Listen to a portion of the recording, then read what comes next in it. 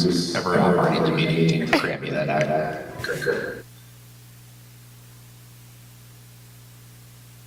Okay. All right, and board members, are you able to see my screen now?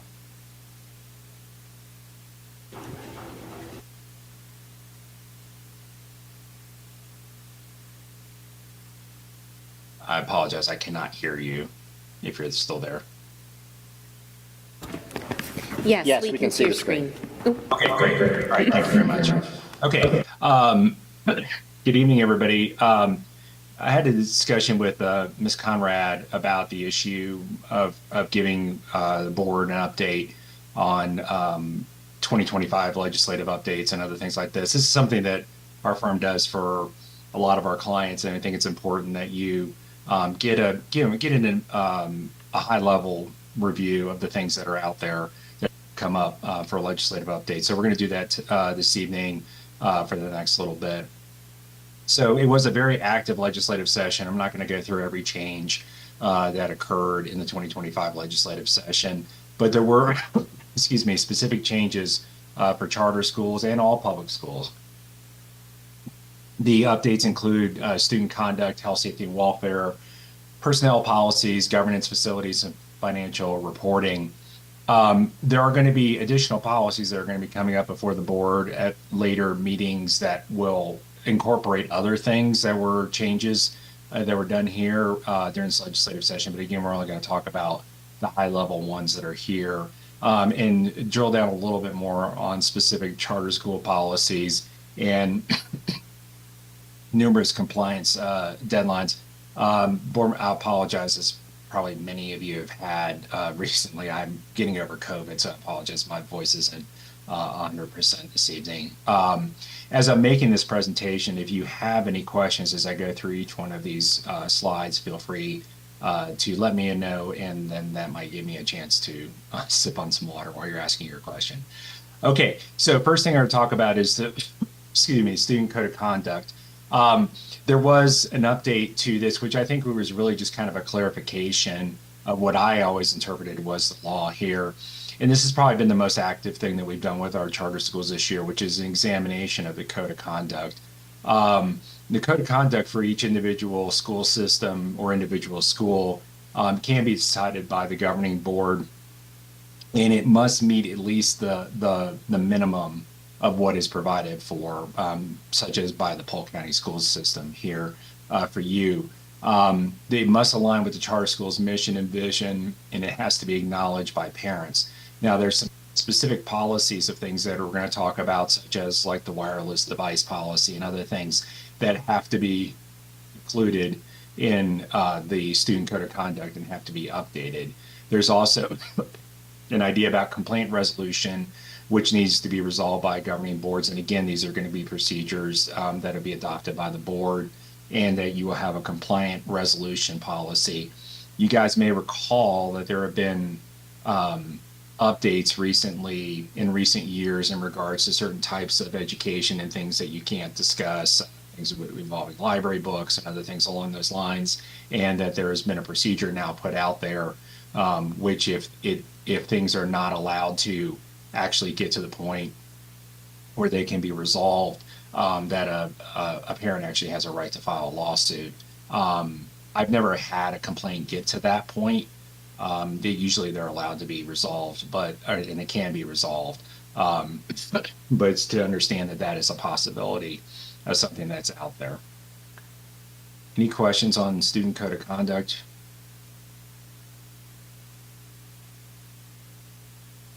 Okay. Sorry.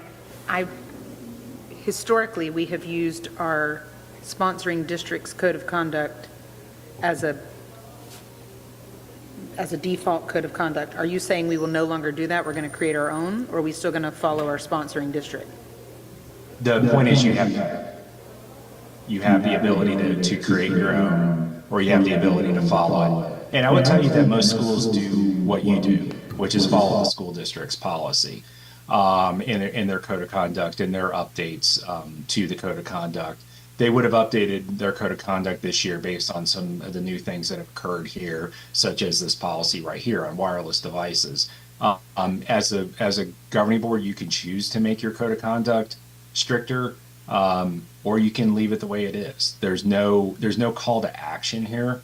There's simply kind of what I think was always there, which is the ability of a school to make its code of conduct more strict. There were some districts where we've had pushback, where schools have made its code of conduct more strict, and we've had to have conversations about it. And that may have been why the legislature stepped in here. But there's nothing that's required of this board to do anything in terms of making a change. Yep, and Trustee Winfrey, when we adopted the dismissal policy, the Board of Trustees adopted the dismissal policy, it's aligned to the Polk County School District's Code of Conduct. And by that way, we stay streamlined with our partner, with our sponsoring district, and we're able to then use and share resources when it comes to supporting students and their families. Excellent points. Okay. There was, as you have an entire system of K through 12 students that you educate and you oversee, you can take a look at all of what was done here in terms of wireless device use. Elementary and middle school students are now not allowed to use wireless devices during school hours. And high school students may use them for educational purposes. Now, of course, there are some exceptions to this, such as in regards to students' IEP or 504. There can be a written notice or use given by a student's individual physician, but it has to be done for clinical reasons. It can't be done just for any reason at all. There has to be a justifiable clinical reason, and the school can ask for further documentation on that.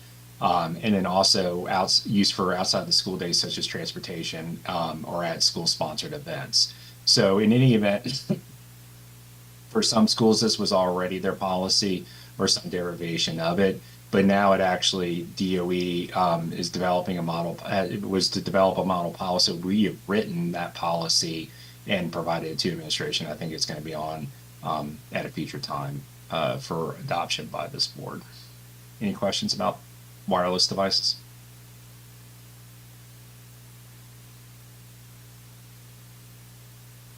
Okay.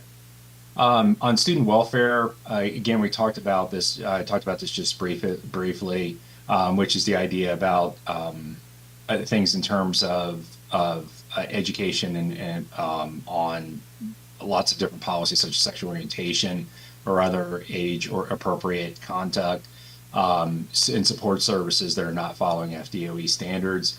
There has to be, excuse me, notices that are given to children and to their parents about this. And again, this was the idea about that a future lawsuit could be filed. Again, I've never had a situation where we weren't able to resolve these types of disputes, but to let you know that now there has to be a notice that's provided in the student handbook, as well as a notice to parents about this, and also has to be provided on the school website.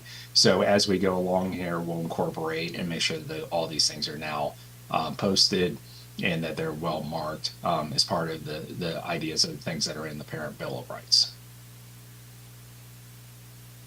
Volunteer background checks. You may or may not know that a couple years ago, they went from level 1 to level 2 background checks. So for everybody who's watching, you have a background check at different levels.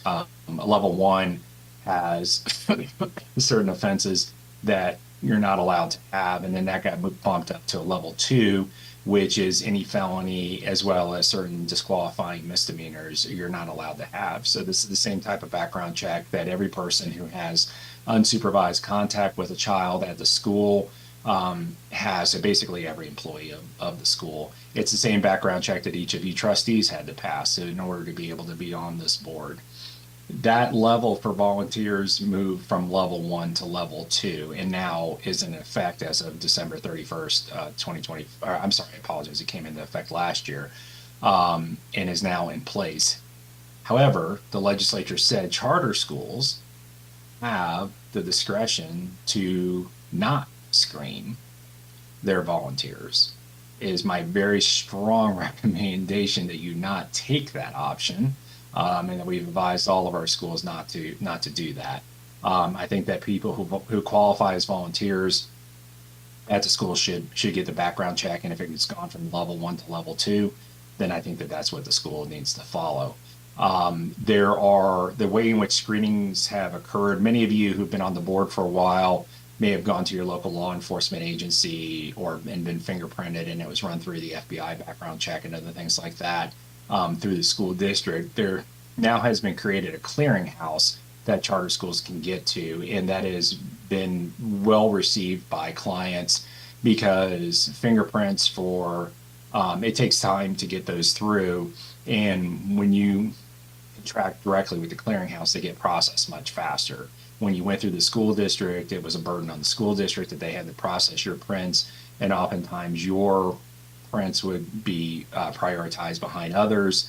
And so in this way, the charter schools can directly contract with the clearinghouse and do all of those different types of things and get it done directly. And most clients are reporting that their fingerprints are getting done much more quickly this way.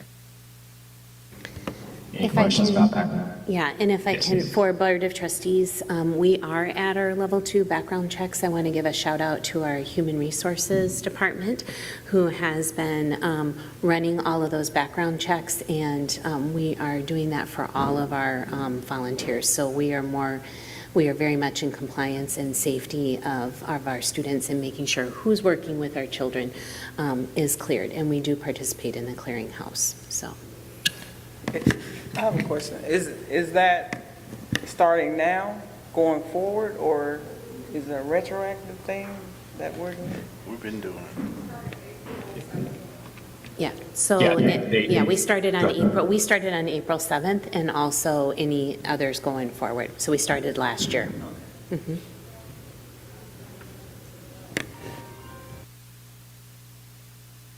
Okay. There have been updated safety requirements for schools, and what this has been, in essence, is a little bit of relief from what happened in terms of lockdowns and other things like that. There were access points and gates and other things that obviously we want to keep our kids safe, and we want to have secure campuses. There was a lot of confusion about what types of gates, access points, and other things like that had to be done, and then they were having to be closed and locked up 24/365.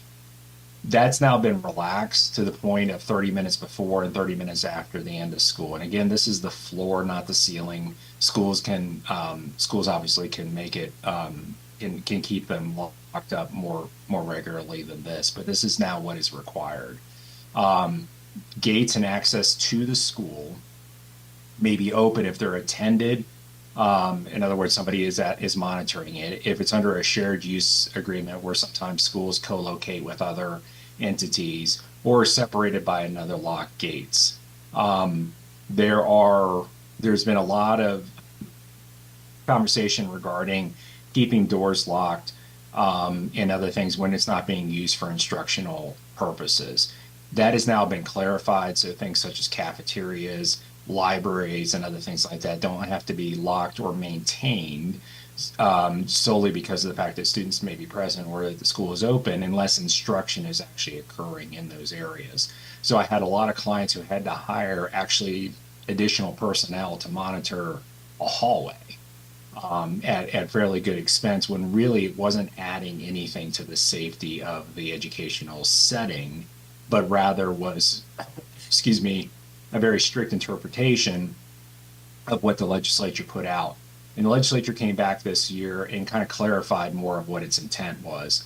And in particular, if you have a situation where you have a defensible perimeter, in other words, single point of entry, a complete perimeter around it, inside of that area, you're now being given more flexibility on how to deal with these situations. Now, what has not changed is that classrooms must remain locked if you're in class and if it's a situation where instruction is occurring. So during the school day, if say for the high school, you've got certain periods, 6, 7, 8 periods, whatever it is. During those periods, those doors remain locked during during instruction, and that you now actually have the ability to put in additional safeties. And say, for instance, if we go on a lockdown, there's actually now the ability to have additional locks inside of the classroom that makes these doors more secure. So instead of just having the single lever where the doors open, or that at a deadbolt, you may have some hidden locks that are actually behind there now,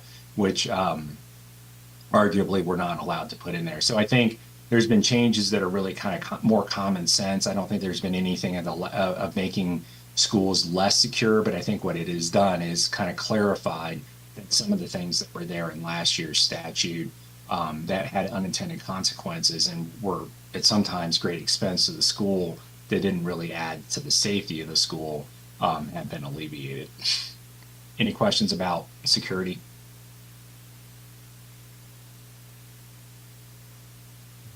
Okay, great. School start times. This is something that goes into effect next year, and I'm not sure if this has been something that's been addressed by the system, or if you're already at this issue. But if this is something that the board wants to consider going into next year, we need to decide and talk about this year.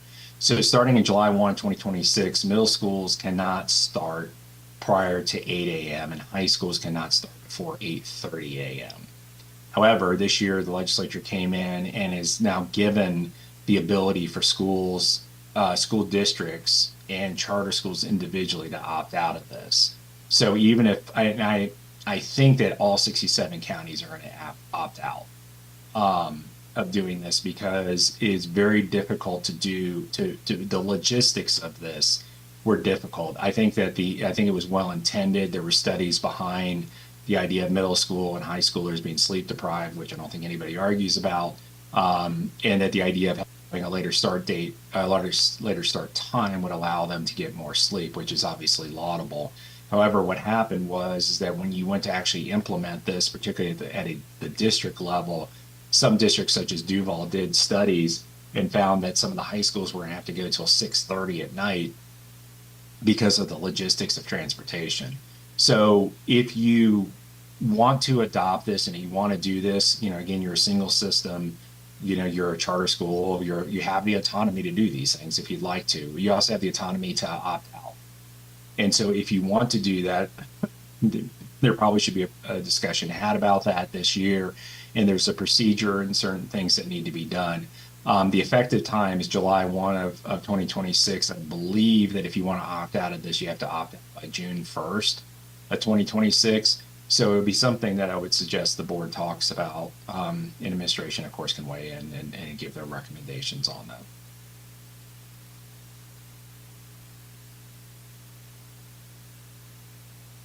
Okay. There has been some updates to criminal offense reporting and mandatory removal. So as you're probably aware, if there's there's a self-reporting obligation for school employees to report any felony or specified misdemeanor arrest within 48 hours. Also, if there's a pending case, that they are to report a disposition of those cases within 48 hours. And we have created and adopt a rule, policy that tracks all of this, and it's going to be up for your consideration. It is something that has to be implemented immediately, though, by the school administration. What has changed is that it used to be, again, you would report your arrest or whatever, and then the school had the option of what to do about it. Of course, you're going to take immediate employment action if it wants to, based upon an arrest. But what's different now is that the school personnel must be removed from the classroom if they're in the classroom setting, or if they have unsupervised contact with the student, which basically would be anybody at the school, for a felony or a specified misdemeanor arrest. So in other words, we do not allow the process to play itself out any further. However, they must be removed immediately. Most criminal cases don't resolve very quickly, so the removal from the classroom, in essence, is probably an employment decision anyway. but the school would have, doesn't have the discretion to allow these situations to play themselves out. There has to be a removal from the classroom within 24 hours. Any questions about that?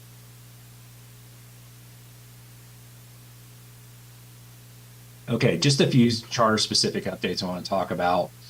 Was a lot, and this is a lot of some of the other things that we deal with at our firm, which is the idea of expansion, building additional things, and then concurrency, inequitable treatment.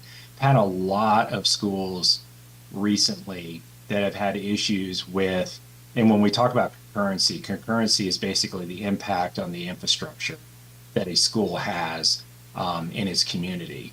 And we've had a lot of situations where there's been a lot of growth in certain areas, but the schools have existed for a long time.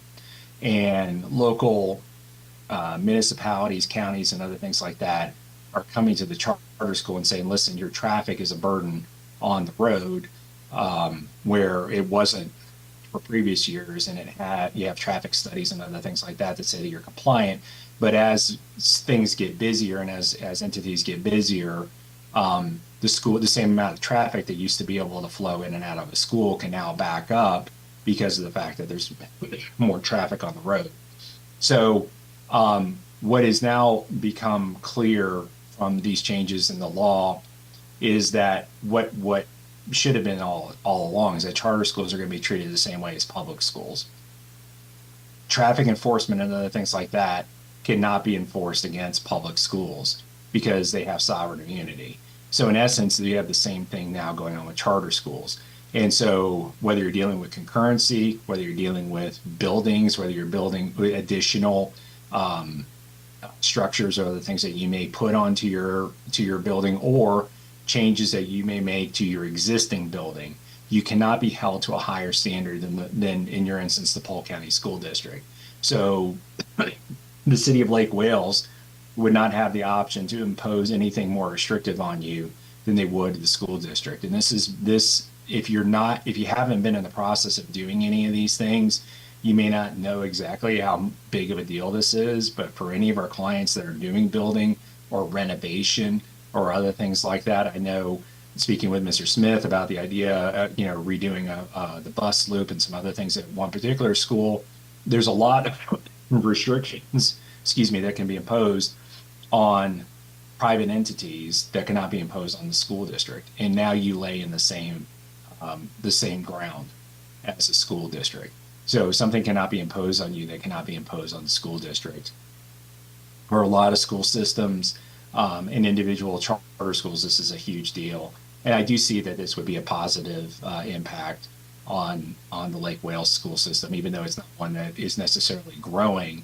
You have a lot of old buildings and other things like that. And while those are owned by the school district, and there may be, even with other conversion charter schools, they're clients of mine, I've had local municipalities try to impose things on them that they wouldn't otherwise impose on the school district.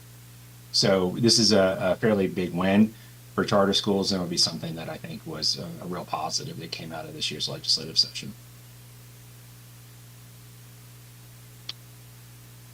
Student enrollment increases. This is something that I think has always been an ability of a charter school to do, but this is something that you're able to do. You're allowed to expand all the way up to the capacity of your school now without any permission, from the school district. And I think this is something that is a real positive, again, for charter schools. The last thing I want to talk about is, I think it might be interesting for you who have been around since the beginning or know the history of the Lake Wales charter system. There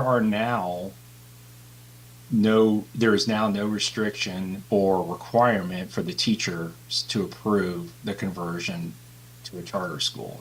That process has now been taken out, and now it requires a majority of parents, so 50% plus one. But the teacher vote has now been removed.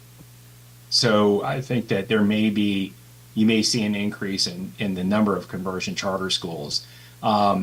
we don't know precisely when the last one was. It was at least 10 years, if not more, ago was the last conversion charter school until this year, which is a client of mine, Newberry, which is now converted to being a charter school. So your system and what you came out of, the four schools that were at the very beginning of this process for the Lake Wells system were amongst the last of the conversion charter schools.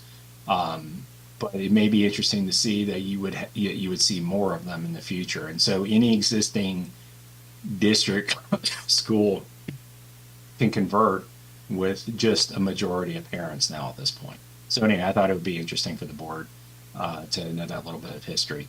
Any questions about this or anything else that you have in terms of recent legislative updates or anything else that you thought that maybe you heard about that I didn't cover that you'd like to ask about? Sean, there's a page on here, governing board restrictions. Is that the one about the rental, about the landlord issue? Yes. Yeah, I spoke with Al Ricky about that issue. It didn't pertain to the board. I had put that in the original presentation and I took it out of this one.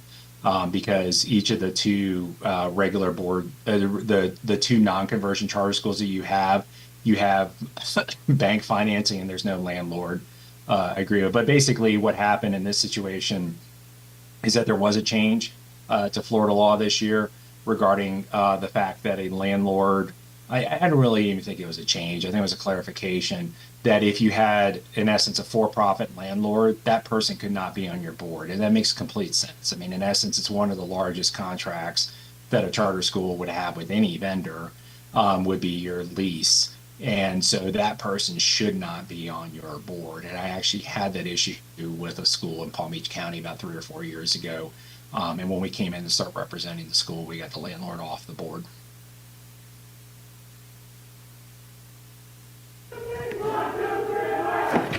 Here we go. I do have a question. Go ahead, Jamie. Is this the time, like, are we going to discuss now about whether or not we're going to stick with Polk County School Board's student code of conduct? Are we going to put together a group of, like, teachers and administrators to discuss keeping it or going stricter? Or? Yep, so that would be like an agenda item or like a request for an agenda item or a request for a committee or for something to be looked at, if that makes sense. Mm-hmm. It does. So, Sean, did you hear the question about? I did, Yeah. yes. Okay. I completely agree, yeah. Yeah, and so we would, go ahead. Thank you. I'm sorry. There's nothing that the board's required to do. If board members are interested in revisiting your code of conduct and making it stricter, you have the ability to do that.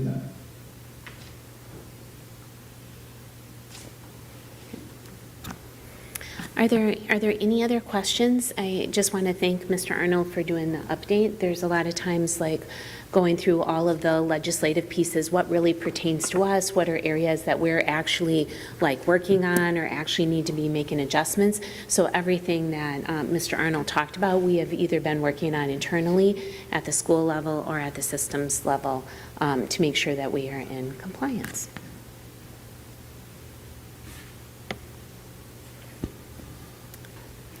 All right. And then, Mr. Arnold, I'll turn it over to you for the next item, which is board update.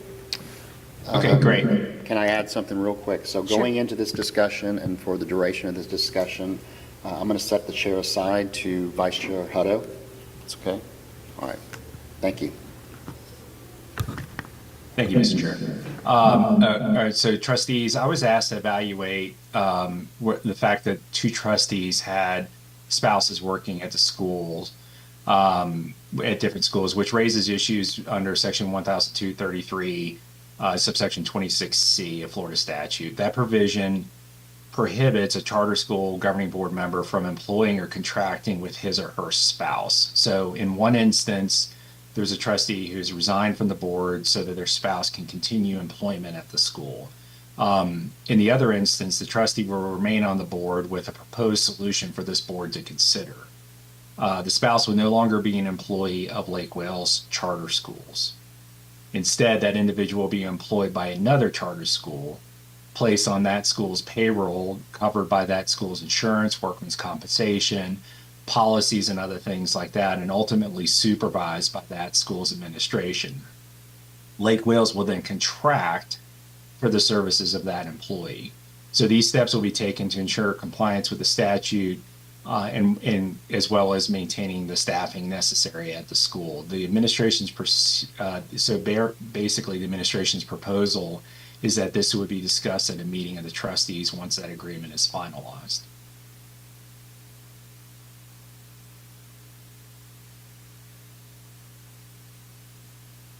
So thank you, Ms. Conrad. Any questions from the board?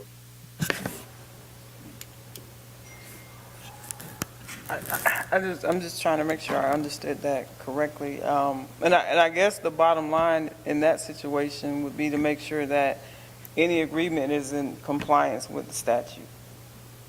Yes, ma'am. That's correct. Okay. All right. So I have a question. You had just, in the beginning of your statement there, you said that you couldn't be employed or contracted by. Did you say that? Is that true? Correct. Yeah, the statute basically says that an employee, or you cannot be a trustee of, in essence, you can't be on the governing board if you have a spouse that is an employee of a school supervised by that board.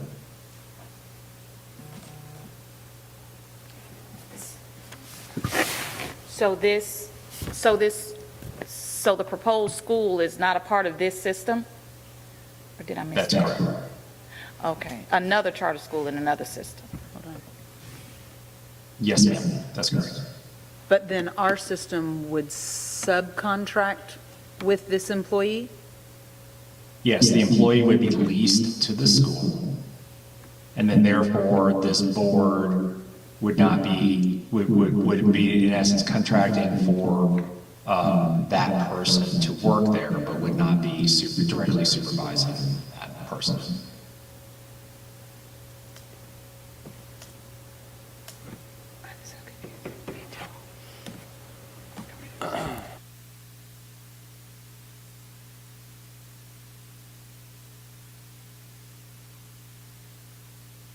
I mean, again, I would say the thing to do in that situation is if there's going to be an agreement, that agreement has to be in compliance with that statute, right? And that's kind of what we got you for, right?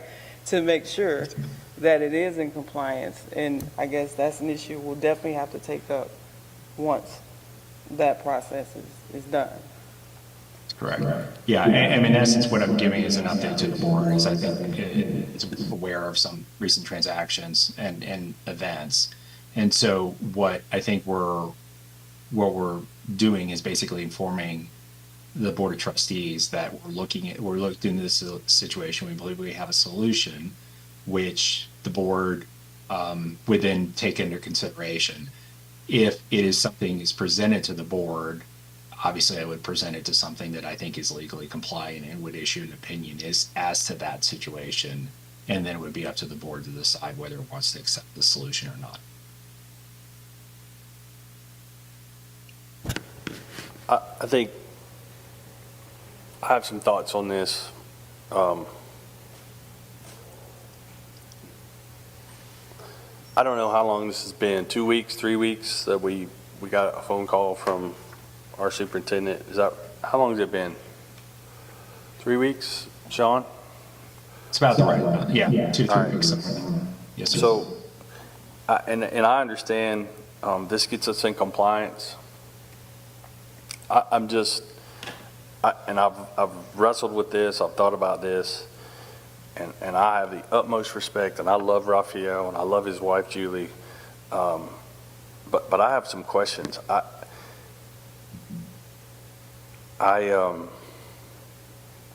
It just doesn't seem, it just seems like we're trying to get around a statute.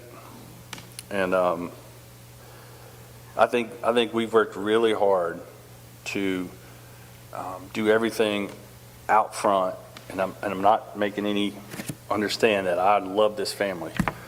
And this is very hard for me to even say, but we've worked really hard as a board to be transparent and out front and in everything we do. And I think that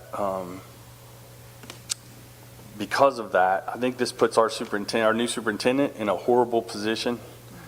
And I think this sets us up to be more so of the, and I understand that there's absolutely nothing,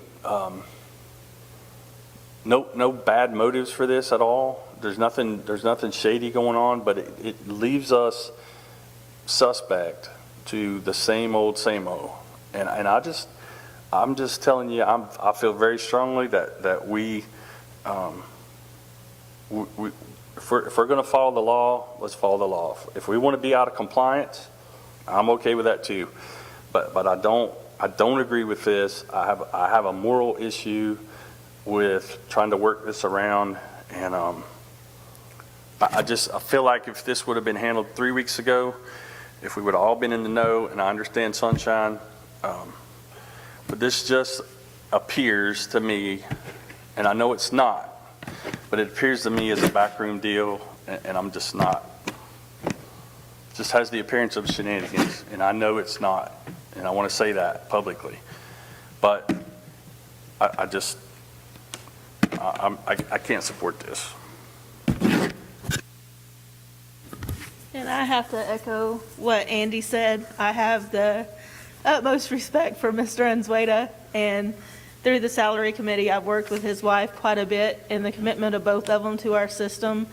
But when I came on the board, it was highly contentious when the last superintendent search was happening. And as Andy said, we have worked through a lot, and I think we've regained the trust of our community, and even any resemblance of that gray area, I'm, as Mr. Blair said, reluctant to even go there, just because we have worked so hard regaining trust, becoming more transparent, and being more open.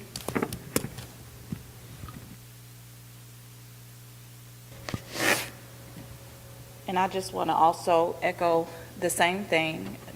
Very much love for Raphael and his wife, his family, and I understand the decisions that I'm sure that they had to sit around and have a discussion about, and so I'm not taking from any of that, but I also agree that it seems as though it's like a workaround, and I don't think that we should try to do a workaround for something like this.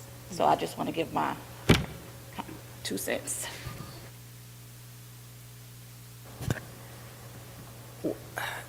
I'm going to say it like this. I do echo all of that. At the same time, I don't want the appearance of impropriety. Right. But I don't want to jump the gun either. I have full confidence in our attorney. If he thinks there's a way we can be in full compliance, I want to hear it. If not, then it shouldn't happen. And, you know, I do feel we've made some strides with the community. I also feel we owe a duty to the board as well, to give them every opportunity to serve if we can do that in full compliance of the law.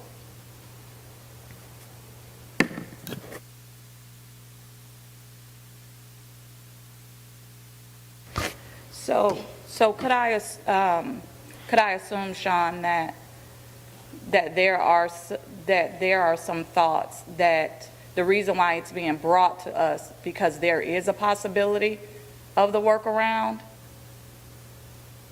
That's correct. Yes. We've had discussions with another school that's willing to assist in this situation. It would be an employment contract with them, or services contract, let me amend that, a services contract with them that would go through the end of the school year. And that it would be compliant.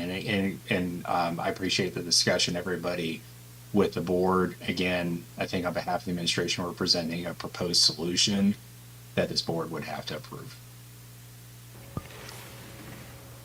I do think it needs to be mentioned that this all came about because teachers lost their vote 11 years ago for this mandate that we only ever halfway did. So I don't believe that's the fault of anybody on this board. They, like I, took it at face value and everybody said, it's the law, it's the law. Well, we only ever read half the law?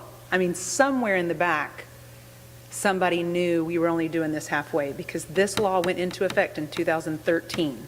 We very quickly, very clearly took the teacher's vote. And then we've continued. As a small community, it makes sense we're going to have spouses on a board, but we just didn't read that part 11 years ago. That's going to be really hard for teachers to swallow.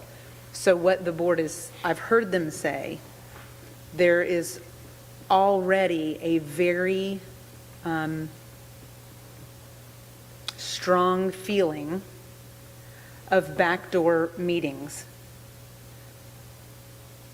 Teachers feel like there's some of that. Whether that's true or not, I don't know. I want to give everyone the benefit of the doubt. I genuinely do. But then this law that was only ever halfway read, now we're aware, and we're not going to do it in full force. Again, I love Raphael. Our families have been friends for a long, long time. That's the tricky part of a small town. That's hard. I think he's fantastic. I think Julie's done a great job. But there's no workaround for the teacher vote. We don't get to find some backdoor way for me to vote for 700 teachers. So again, I think this is one of those really pivotal moments where we can be above reproach or we can find a way. I don't know. I hate that. And that's just my 2 cents. I do think it has to be addressed, though. This law went into effect 11 years ago. We've had spouses on this board a long time. We've been out of compliance a long time. So either we right the ship or we don't. But teachers need to feel like we're going to do the right thing at all cost. I think teachers really need to feel like that it's going to be clear, it's going to be quick. That's just my 2 cents.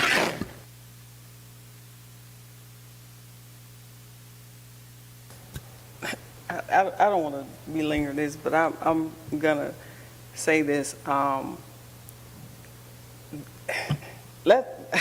Okay, I'm gonna be politically correct. There's been some workarounds that probably shouldn't have been done in the past, right? I think we need to move forward in what we do from now on. We got a fairly new attorney, superintendent, board members, and I think at some point we gotta move forward in doing the right thing. And I understand, what the teacher rep is saying and what everybody is saying, but let's be real. It's been some workaround with not just teachers, right? With administration, all of that. So, and I'm not saying there should be workaround for our chair. What I'm saying is, I think we should give our attorney a chance to make this right, come up with an agreement. If it can be in full compliance, by all means, let's look at it and see if that's the case. That's all we're saying. If he decides there can't be a compliant way to do this, then I'm sure he'll say, hey, here's the update, and we can't do it.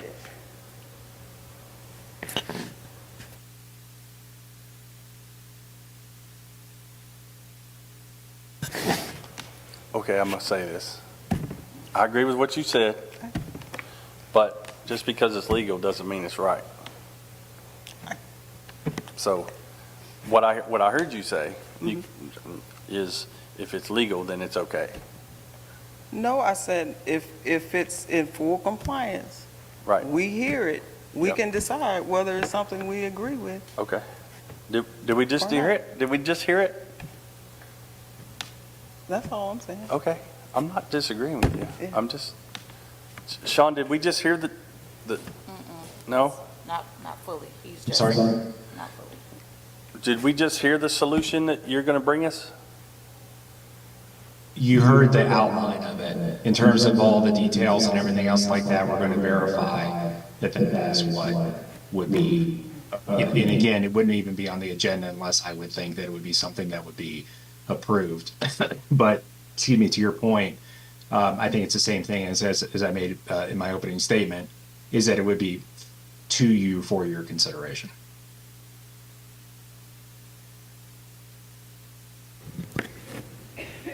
So this would be decided at next month's meeting, not at this month's meeting? Are we voting on this, and by we, I mean y'all, are y'all voting on this in 30 minutes? Or are we tabling this for thought time? I believe it's only on for discussion. There's no action. That I was asked to give an update, Madam Trustee, about this issue, and that's what I presented to you. So there's nothing on the agenda. There's no motion before the board. It's in essence an update. Board of Trustees, would you like a recommendation on how to proceed next? Dr. Hutto, can I give a recommendation? My recommendation, you have heard information this evening that you are now processing through.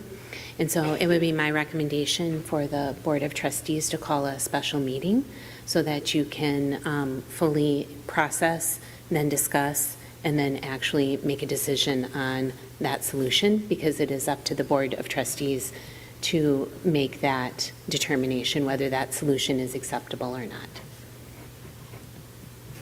Will Sean come with the proposal, or will we have a proposal at that time to? You'll have, I'm sorry. Go You would ahead. have it well. You'd have it well in advance of the meeting. I apologize. I definitely did not mean to interrupt you. I'm sorry. It's okay, Sean. So we would need a, go ahead, Mr. Arnold. I apologize. I'm trying to access, for some reason my server's not pulling up. I will work with Ms. Conrad about this issue in regards to there being a number of board members who would be supportive of having it called up as a special meeting where you can decide to do that now. Obviously, the board chair is not able to participate in this conversation, so it would require a certain number of board members to call up the meeting. I'll work with Ms. Conrad on that issue going forward.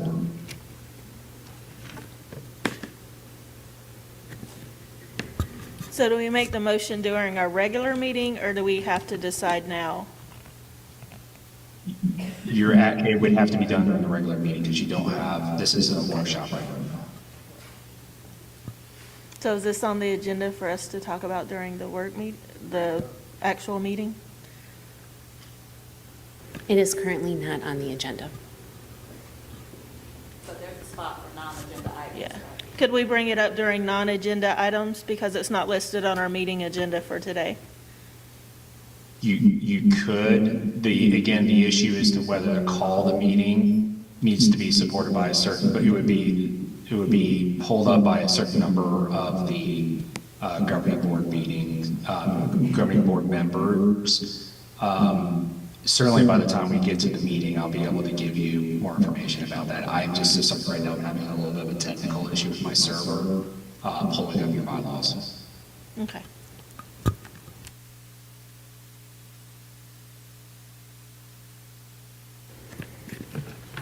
So based on this, can we move, we'll continue this discussion at a later date? And what I'm hearing right now is that we're probably going to have a recommendation for a special meeting. So with that, I Go think ahead. we need to Go ahead, Trustee decide, Blair. right? We're going to decide today whether we're going to have a special meeting or not. That, I would recommend that, yes. Okay. All right. Okay. All right, going on to the rest of the work session here. Next up, we have right to know letter and out-of-field report, and would like to call up Ms. Hayward and Ms. Burrows.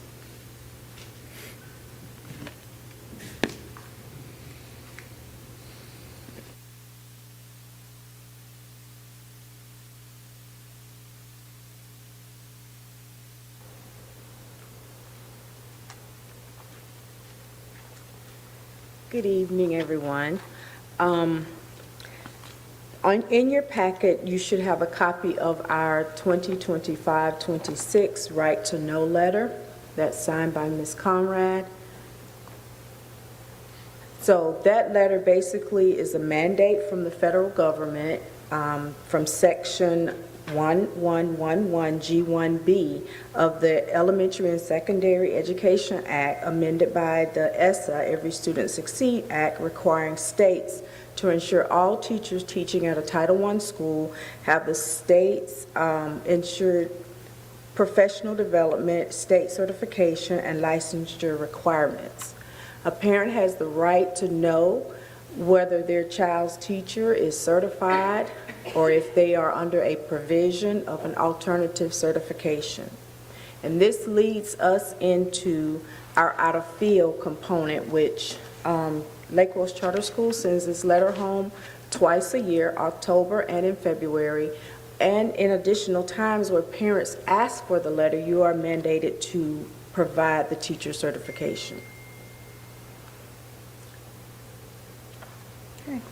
With that, you have the spreadsheet for each school with the personnel that are the teachers that are out of field.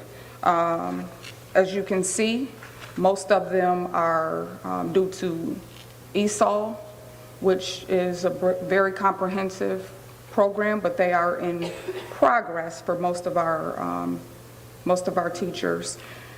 There are 2 on Babson Parks list that have the credentials, and we're waiting for Polk County Schools to update their records, but ours have been updated on our website. This is published on our website, which is also a federal requirement. So I have just a quick question. So what you're saying is we'll start with Babson Park. The only area they're out of field is they don't have their ESOL certification. Correct. Okay. When it pertains to Babson Park, yes. Okay, right. Okay, thank you. If I can add on this, I want to provide some recognition to our staff on this, because they have been working very hard to get their ESOL certifications. It is complicated, and so when we look at that, everybody that is on that list is in the process of making sure that they're certified in those areas. So, thanking to our teachers and our directors that are working to make sure that we're in compliance. So we appreciate that. Any questions?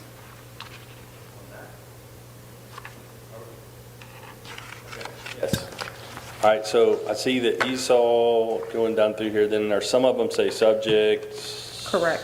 What does that mean? That their assignment, that they are, their subject area, they do not have the required certification for that subject area.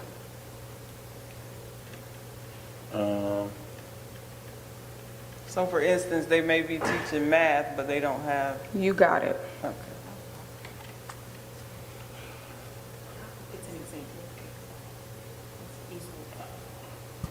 So I can help a little bit probably. Please. So ESOL is complicated because there's no way around it. It's just time consuming. I get that one. You just have to do it.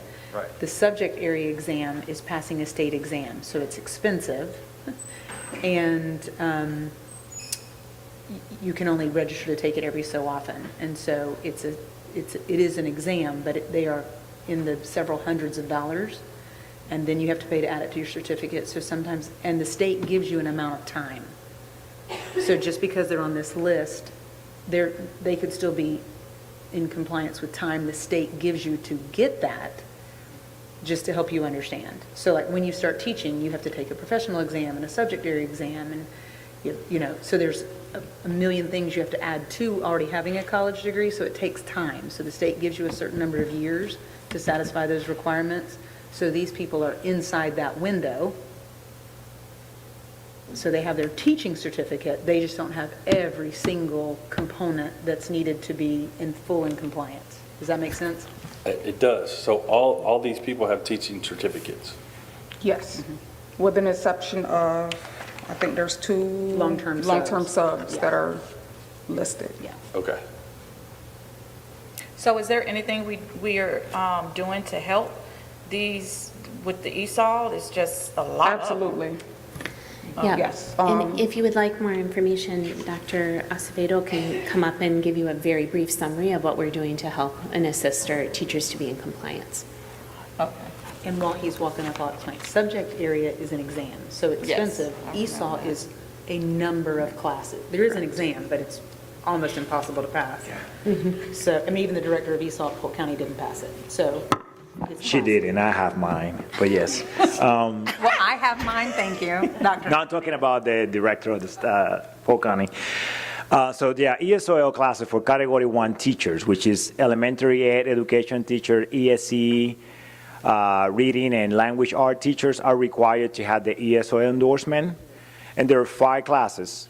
And the way it works is the first year they start, they had a year from that, which is the waiver year, so it's nothing they have to do. But then at the anniversary year, they need to start taking the first class. Then they have to wait the next year for the second class. Then they have to wait for the third year. So it takes about 6 years for them to complete all the endorsement class if they do one at a time. Me talking to the district and trying to make it work with them now, they are they're taking more than one class at a time. However, it's like 20 different modules, about 20 different assignments. So if you take 2 classes at the same time, you would be working 40 different assignments in a period of maybe 3 months to make it. So it'd be, a lot of work. We have few teachers that, because they were maybe Category 1 at one period of time, let's say they were elementary teacher, but then they moved to teach math or any other subject that is Category 2, they think they don't have to do the endorsement because they moved to a Category 2, Category 3 class, but it doesn't work that way. They always will be Category 1 as soon they become Category 1 teachers. There are others that move maybe to another state and then they come back, and then now they do all the 5 classes at once, because when they left to the other state, that anniversary day stay the same. So when they're coming back and become active, all those classes they were behind because they were maybe 5 years teaching in another state or something like that. So they had to take those classes to be in compliance. So most of the people, they are out of field in ESOL. They are right in compliance because they're taking the class they had to take by the due date. We have few, and the principals already know, and we're working with those to make sure they're kind of behind in some classes, trying to get them on track. But that's probably, I would say, maybe 6 or 7 in the whole system, so it's not that bad. And we're putting things in place. So I'm trying to bring the trainings in-house. I was one of the committee members for the state this year where we create the new ESOL standards. And now we're in the process to create the matrix. And I create also classes for college for ESOL, so we're trying to see if I can make it in-house so it probably can help on getting more teachers to get certified faster. There is an exam they can take. However, they still need to take 2 classes and the exams to get the endorsement. If they only do the test and they don't take the 2 classes, that endorsement going to drop off the certification because they don't have the classes required by law. So I hope that answered any question. Thank you very much, and thank you for your work in helping to get us in compliance and supporting our teachers. Ms. Burrows, we have revision of the employee compensation plan. Yes, so we are adding 3 stipends to the employee compensation plan. 2 are let's start with the first one. The on-the-job trainer carries a stipend amount of $2,500. That stipend is for the teachers who are overseeing students who are participating. They have a job, and the teachers going to the site to make sure they're in compliance with the program.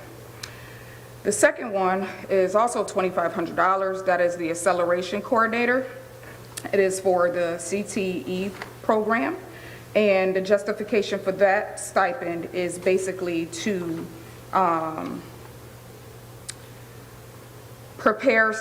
it prepares students for post-secondary success through career certifications, technical training, and CTE-related dual employment pathways. So the $2,500 would also be given to the teacher that is overseeing that program.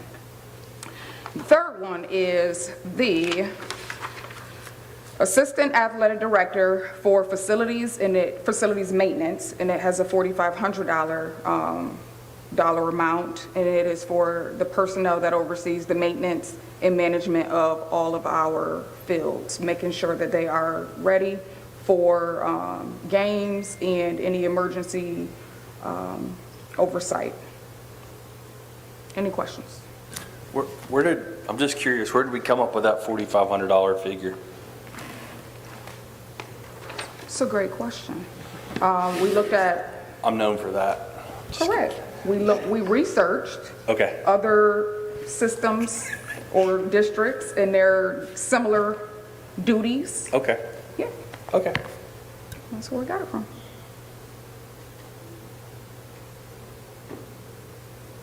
Any questions?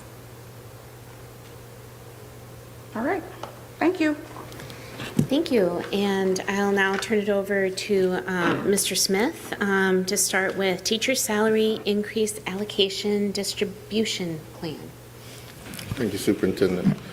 Board, what you have before you is the teacher salary increase allocation, the TSIA, which came into play under House Bill 641 back in 2020 and 21 was the first year of implementation. The distribution plan is required to be approved by the board and submitted to the Department of Education by October the 1st, so we'll be requesting your approval of this document. Does everyone have this document? Okay, we'll go over it briefly. A3, if we can go down to the column A3, is the total amount of the allocation that will be provided for teacher salary increase, $2,015,567. And the two lines above that, which is the maintenance, is A1, and the growth is what really is essentially any increases that we have in this current year is $150,000. Those are the calculated numbers based on the way that the legislature laid out how we can actually extract funding from the base student allocation to support those figures. Our calculated maintenance number, and I say our, Lake Wells Charter School's calculated number of maintenance is actually a B2, which is $1,861,587. So that left us $3,022 available for growth. So we choose to use that. If you move down to C1, $153,980 is the total amount that will be actually be distributed for growth or what will be considered to be increases. About 2 years into this law, Lake Wells Charter School actually met the requirement of $47,500. So none of the funding that we are using is to support our base salary. Therefore, the total of 153 is actually for growth. This plan actually, or these dollars actually, is in support of what we've already built into the budget for a 2% increase. So it's part of the 2% increase that we have. If we only was using these dollars, it would amount to about $515 per teacher.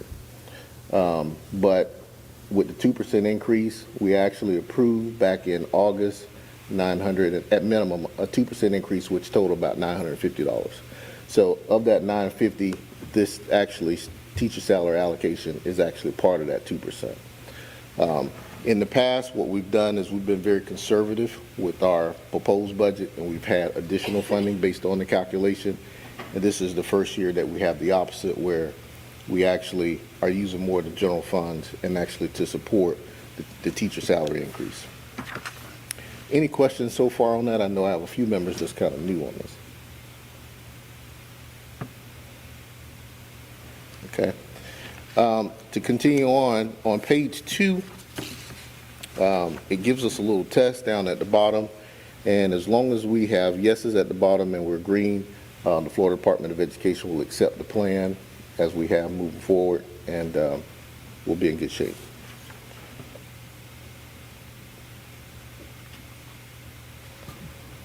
Once we vote, when do the raises go into effect? Very good question. Working with payroll managers and everything, we'll do it retroactively. We'll try to get it in. I know what we've done in the past is had it somewhere around December before the holiday come in. We're going to try to get it in as quickly as possible, though. But I will put something out to the staff on that. If I could weigh in, I just want to thank Mr. Smith and also our teacher representatives that met with Dr. Hutto, myself, Mr. Smith, and our payroll manager to go over the teacher salary increase, and also gave an opportunity to ask questions, to go over and really truly understand where our funding was coming from and how it was being applied to the teacher salary matrix overall. So I really appreciate everybody taking the time to meet with us and ask questions and get more information as we move forward. Is there any caveats to getting this raise for teachers, or is it just teachers across the board? It's teachers across the board, teachers and instructional staff. But remember, we passed for instructional staff a 2% increase. For non-instructional, it was 1%, or a maximum of $1,000. All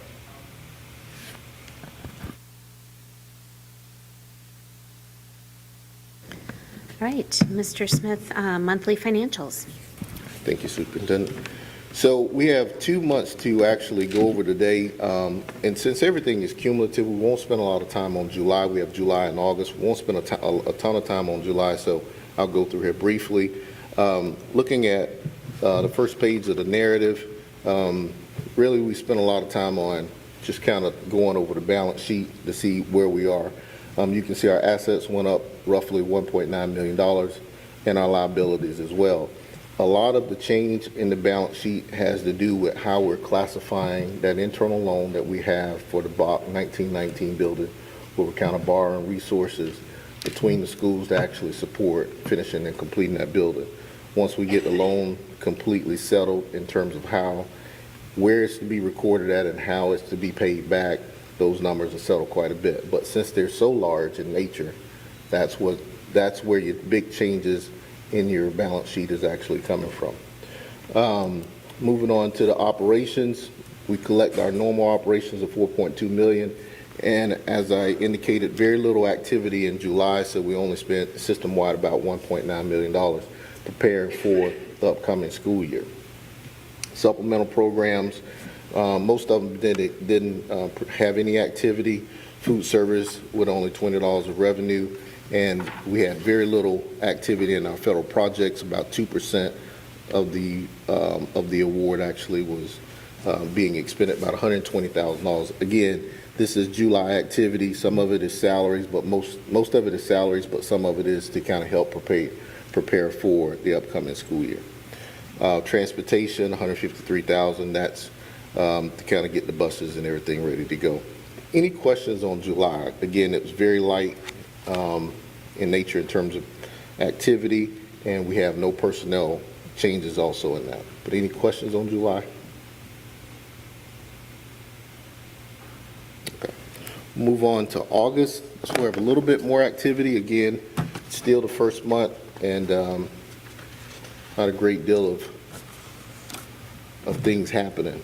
We're continuing. If you look at page 1 of the narrative, in the balance sheet, You'll see large swings in the balance sheet. Again, we're still selling the due tos and due froms, trying to get those numbers figured out. We're working with our auditors to make sure we get it recorded.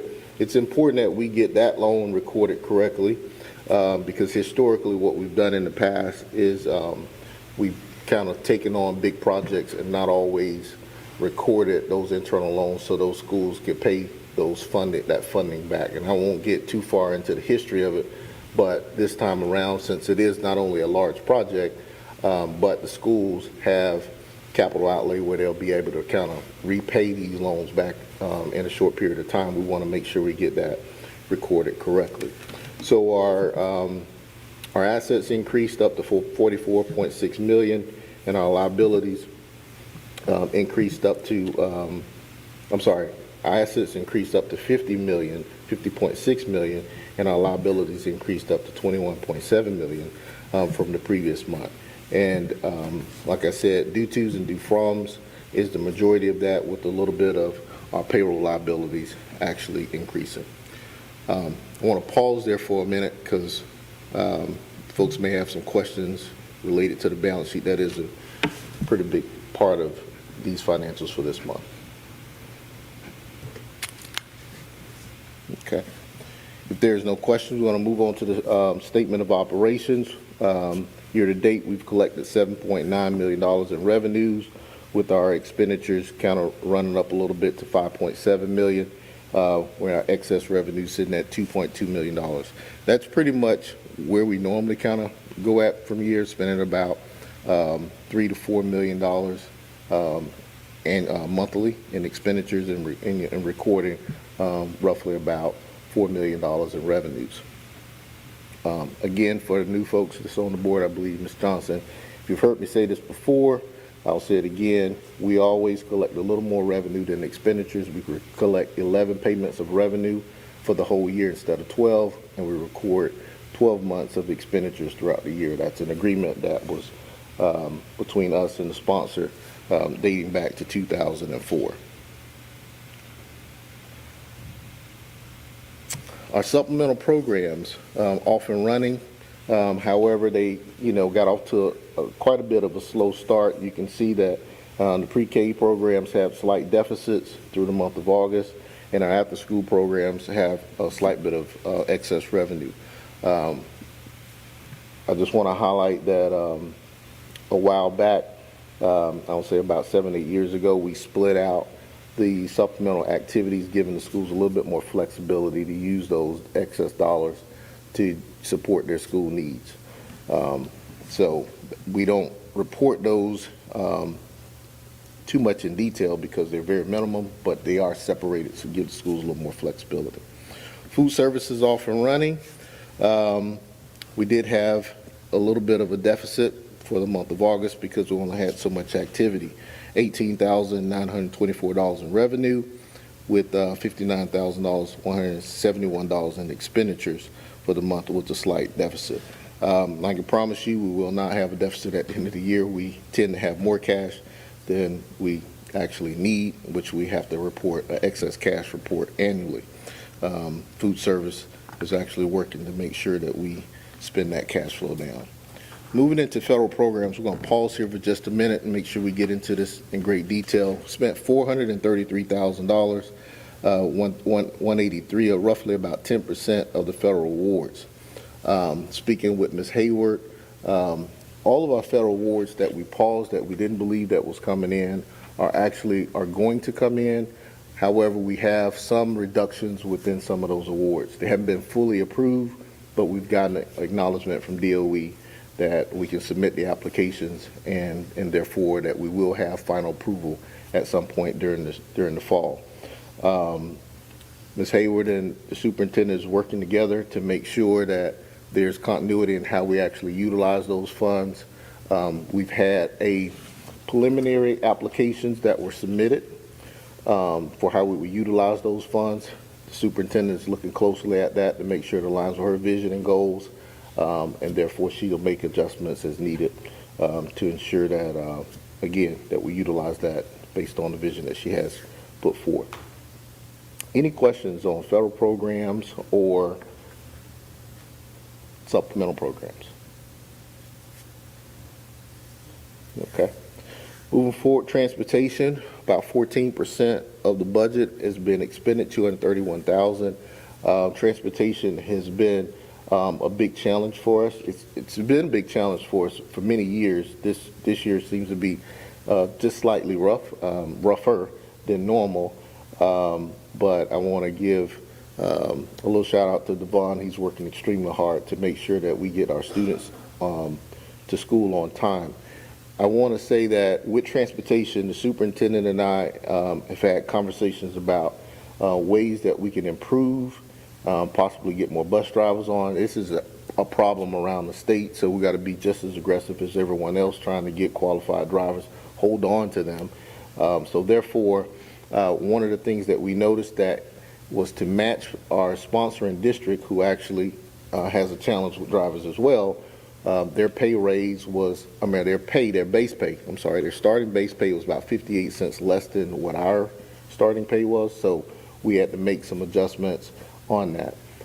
That actually will be reflected in the revised budget as we move forward, and that you'll see that in February in terms of that cost. It was something that we really needed to do right away because we've had some challenges maintaining and keeping the drivers that we have. We have other conversations that the transportation director and I are having with HR and the superintendent about other ways and incentives to actually draw more folks into our system to provide transportation services to our schools. We are aware that those schools receive those students very late due to, a shortage of drivers. So we're working very hard to try to make sure that we get more drivers on hand. Capital fund project, all thing I want to highlight on that is Bach North's allocation is projected to be $481,359, and Bach South is $430,398. The resources here, I know with Bach North, 100% of those resources will be utilized,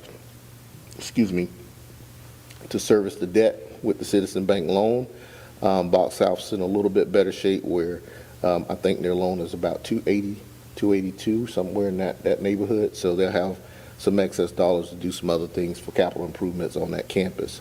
Those are, again, estimated numbers, has a lot to do with how many students throughout the entire state that will actually participate in that population of funding, and how many schools would actually be available as well within that. So that number fluctuates a little bit.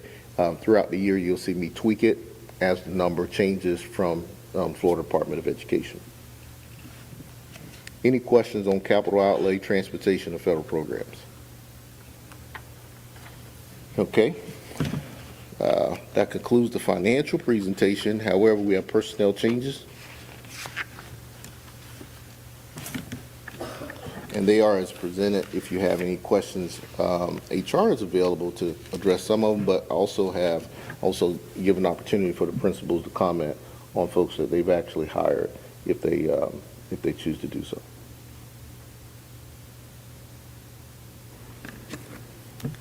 Any questions on personnel changes? Okay. That concludes my presentation. Thank you, Superintendent. All right, given our time is 5:21, if it is okay with the trustees, I will keep my superintendent's update until the regular board meeting. You have before you also the work session minutes and the actual meeting minutes from August are in your packet, and you will be voting on accepting that at the work session. We have our next meeting date for the Board of Trustees is on October 20th. Speaking of meeting dates, I did pull up our bylaws, and if it is the will of the trustees at the board meeting, a special meeting of the Board of Trustees may be held whenever called by the chair or by a majority of the trustees, and any and all business may be carried out at that special meeting. So you can call that meeting and do that at the board meeting if you so choose, if you are looking for that information. And then we have the Board of Trustees report. We have a chair report and trustees report. If it is okay, we can also keep that and hold that to the actual board meeting. Does that work? Will that work? Okay. I have one thing. Yes. That's okay. I know we have situation with our chair, but we also have an open seat for Mr. Thompson's seat, and that is a board selection seat. So I just wanted to go on the record to say I'm going to make a nomination in the next meeting. If you choose to work on it, to act on it, that's fine. If not, that's fine too. But I think we ought to fill that one.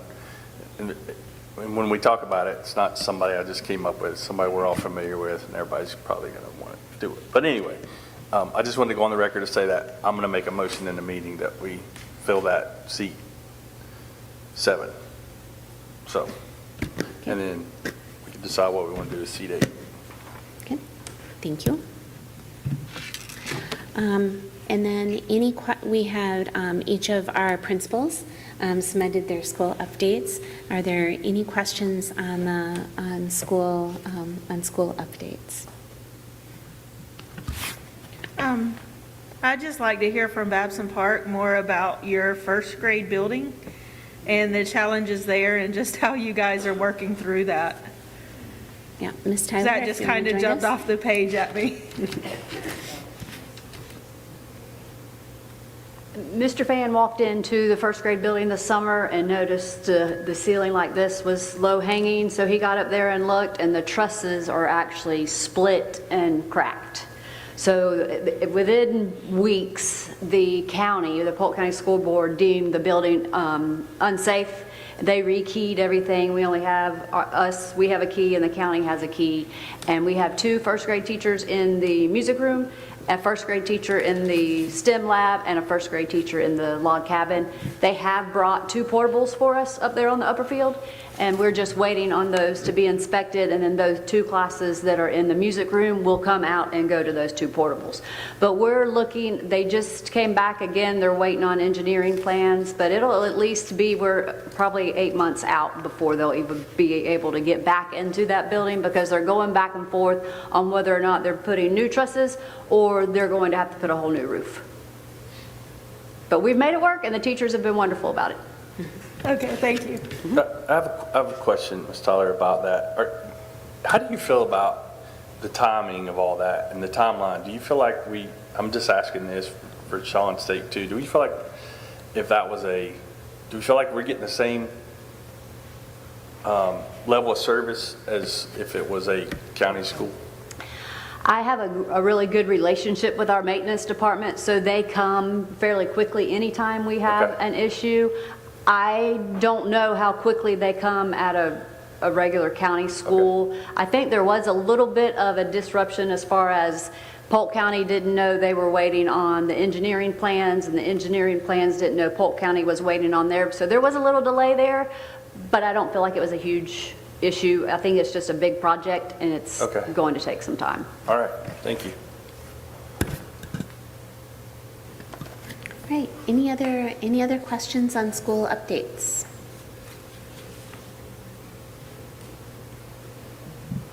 I feel like going once, going twice. Oh, no.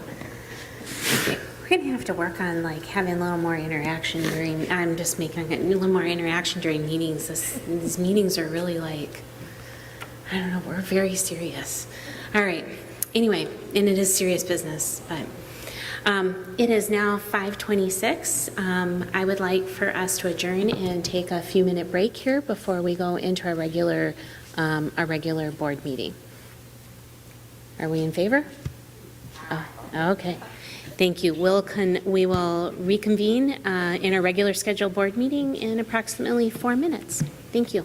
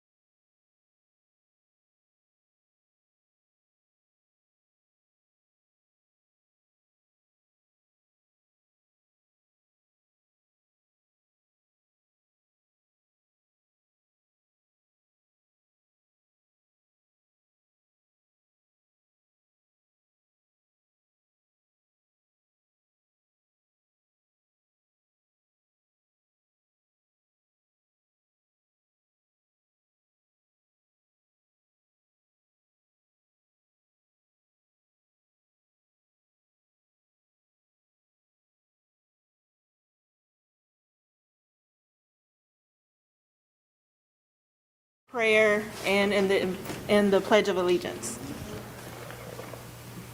All right, let's pray. Father, I thank you so much for, Lord, for this board, Lord, for these teachers and our administrators, and Lord, for this community. Lord, I just ask that you look over us. Lord, give us wisdom today as we deal with tough situations, and may we do this with the utmost of wisdom and confidence that we're doing and working in your will. It's in Jesus' name I pray. Amen. I pledge allegiance to the flag of the United States of America and to the republic for which it stands, one nation, under God, indivisible, with liberty and justice for all.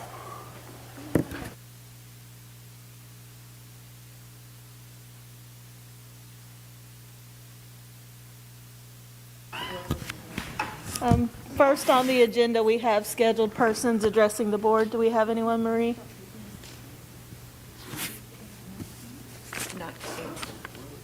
Okay.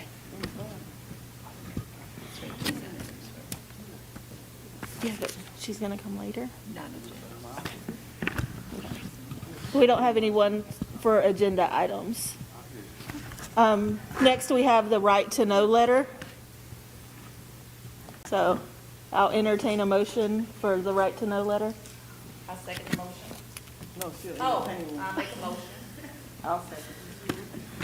Okay, moved by Johnson, second by Stewart. Yes. All those in favor? Aye. Point of order. Point Oh, of I'm order. sorry. You have to say discussion. Any additional discussion? Roll call. Okay, all those in favor? And Aye. then, hold on, point of order. And the point of order will, you second a motion, then no discussion, and then what we'll do is we'll roll call, and you'll do your vote. And Marie will call, and you'll go yes or no. Okay. Okay, thank you. Okay, roll call, Marie? Made. The motion was made by Dr. Johnson and seconded by Trustee Stewart. Correct? Okay. All right. Trustee Andy Blair, You say, say yea or nay? Roll call. I'm here. No, You're I'm gonna just kidding. you're gonna say Yes. yea or nay? Trustee Hutto, Yes. Trustee Stewart, Yes. Trustee Johnson, Yes. motion passes. Okay, motion passes. Next on the agenda is the revision of the employee compensation plan. I'll entertain a motion for that. So moved. Motion by Blair, second. Second. Second by Dr. Johnson. Marie, roll call. Discussion. Oh, any discussion? Okay, with no discussion, roll call. Marie? Yes. Trustee Hutto, Yes. Trustee Stewart, Trustee Johnson, Yes. motion passes. Motion passes. Next, we have approval of the Board of Trustees work session minutes from August 12th, 2025. I'll entertain a motion. So moved. So Motion by Johnson. Yeah. Second. I'll Anyone? second. Second by Stewart. Any discussion? Okay, Marie, roll call. Trustee Blair, Yes. Trustee Hutto, Yes. Trustee Stewart, Yes. Trustee Johnson, Yes. motion passes. Motion passes. The next thing is approval of Board of Trustee meeting minutes from August 12th, 2025. I'll entertain a motion. So moved. Motion by Johnson, a second by Blair. Any discussion? Okay, Marie? Trustee Blair, Yes. Trustee Hutto, Yes. Trustee Stewart, Yes. Trustee Johnson, Yes. motion passes.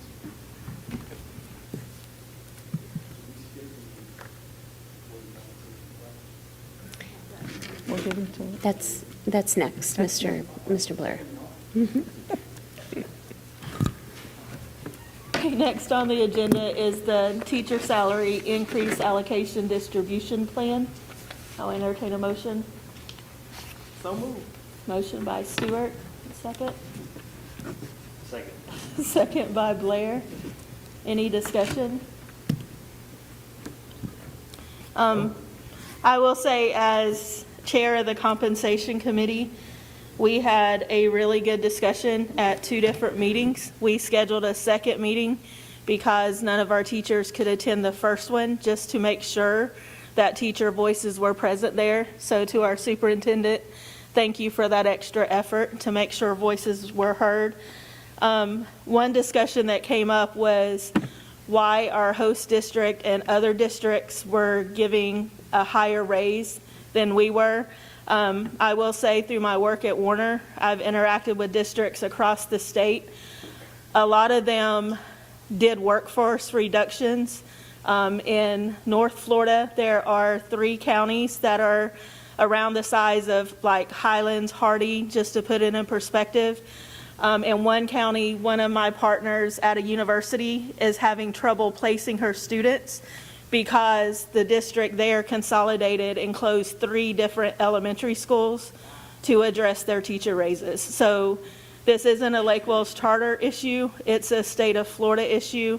And so I just wanted to make that plain. You heard Mr. Smith say, we've been conservative, but again, we've made those decisions based on our entire system and a commitment not to pull away programs. Some districts paid for their raises by deleting programs in the arts. We all have enjoyed the resurgence of the high school band, even our special programs with AGS. And so a commitment of that committee is making sure we're not cutting some of those programs as other districts are doing to make up the difference. Any other discussion? Okay, Marie? Go ahead. Call the roll. Trustee Blair? Yes. Trustee Hutto? Yes. Trustee Stewart? Yes. Trustee Johnson? Yes. Motion passes. Madam Chair. Next, we have approval of financials from July. Can we do July and August together, or do we need to separate? Okay. So the motion will be to approve the financial report from July. Motion by Blair. Is there a second? Second by Stewart. Marie? Oh, sorry. Any discussion?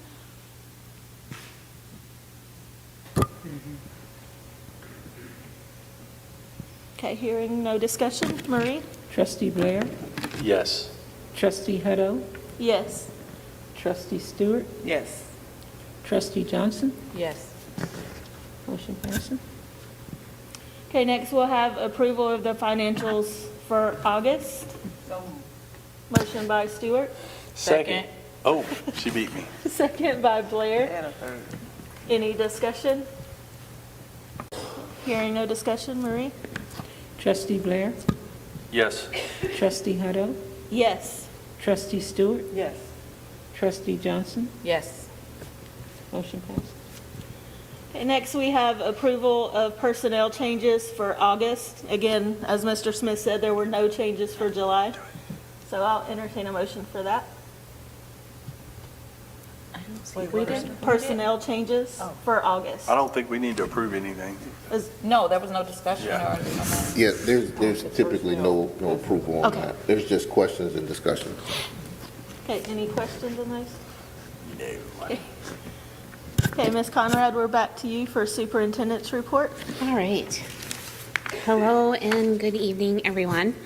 I've conducted since the last time we met, as a Board of Trustees, 65 rounding meetings with principals, assistant principals, directors, teacher leaders, support staff, parents, and community members. Lake Wales Chamber of Commerce and EDC meetings, the Lake Wales Chamber of Commerce Power Lunches ×2. I've met with Polk County Superintendent and one of the board members of Polk County, once again establishing relationships, meeting with our Lake Wales Police Department leadership, as well as meeting with Polk County Safe Schools Captain Shea and Lieutenant Lanier, including a safety walkthrough with Bach South, making sure that we are addressing some needs that we have there to improve the campus. Meetings with Polk State and the J.D. Alexander Center on taking down barriers for some of our dual enrollment pieces and making sure that our enrollment paperwork is easy to access. Lake Wales Charter Schools Foundation Board meeting.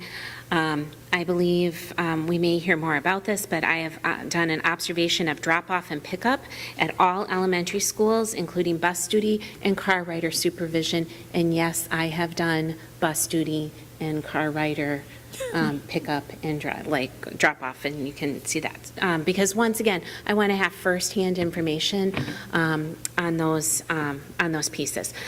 Also have been discussing with Bach North about their pickup and drop off pieces, because that continues to be with our neighbors and with our families a point of safety that everybody's been talking about. I've had multiple visits to all 7 schools that include morning meetings, classroom walkthroughs, teacher PLCs, meetings, breakfast and lunch supervision, and once again, dismissal supervision, open houses, orientations, homecoming, football games, and more. And I just want to say that I have been welcomed. I've thoroughly enjoyed getting to know our community, and anytime you want me to be somewhere, please reach out, and if we can make it happen, we'll make it happen. The other thing is that we've been focusing on safety, learning, and academics and engagement, and how have we been doing that? The Charter System Office, we are here to support our schools, our staff, our families, and our community, and that is something that we have been working on by closing the loop in our interactions and requests for support from parents and families, as well as our charter schools.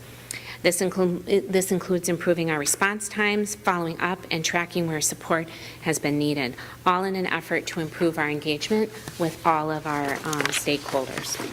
So through feedback from our charter school system leaders, the following meetings and professional learning have been established. Weekly charter system director meetings to make sure that we're all on the same page. System leadership principal team meetings monthly. Principal professional development monthly. Actually, we'll have our first one tomorrow. Assistant principal professional development monthly as well. And then the following board committees have met or will be scheduled for October. As Dr. Hutto said, Teacher Compensation Committee met to review TSIA just this past Friday. The Teacher Advisory Committee, chaired by our teacher representative, Ms. Winfrey, will be scheduled to meet monthly, so more to come on that. Capital Improvement Committee met on September 16th, and then Bylaws and Policy Committee meeting we would like to meet in October, and I believe the chair is Ms. Stewart. We need to talk because we have some things to work on. Yes. And then also, it's already been sent out, is board meeting agenda and planning, making sure that we have a cadence so that we are prepped and ready for board meetings, and our Board of Trustees have the information they need in order to make decisions. So that is my update for September 22nd, 2025. I just want to say something. For one, where did you find all the time in the day? That's the first thing. And I just want to say, just to give kudos to you for being so intentional with our system and going out and just this paper is just full of love to me. And so I appreciate you for being intentional. Thank you. And speaking of love, I forgot to give one piece of love to the FAST-FIPA conference that I went to, because nothing says love and fun like federal funding. And so I forgot to put that on here as well too. We got to have a little levity, like a little going on there. But thank you. That's I hope the care that I feel for our community is felt in those things. So thank you. I would also like to add that something very important that you left off, and that was the homecoming parade. which you were the grand marshal, and you scratched your husband's car. But anyway, That was not a scratch on his car. He confirmed it was a watermark that he had already established was there. so anyway, actually, this is a funny story because she got off of the car, and I'm like, ooh, look at that scratch. And I was just joking. I didn't see a scratch. She got all wound up about it. She texted me later. She goes, that was not a scratch. So anyway, but I also would like to say to Trustee Hutto, thank you for participating with us in the parade, and for the rest of you people. I don't know where you were that day, but we had a blast throwing candy. Doesn't get any better than that. Appreciate that. We represented for y'all. Okay. That's it. I'm not able So to keep my comments to myself. I'm going to say, and what she said too, Ms. Conrad, you really, I couldn't be more pleased with what you're doing for us, so. Thank you. And the last thing is our next meeting date is Monday, October 20th at 5:30 PM right here in Lake Wales High School Auditorium. Okay. Dr. Hutto? Next, we have one person scheduled to address the board on non-agenda items. Ms. Becky Winecoop, sorry.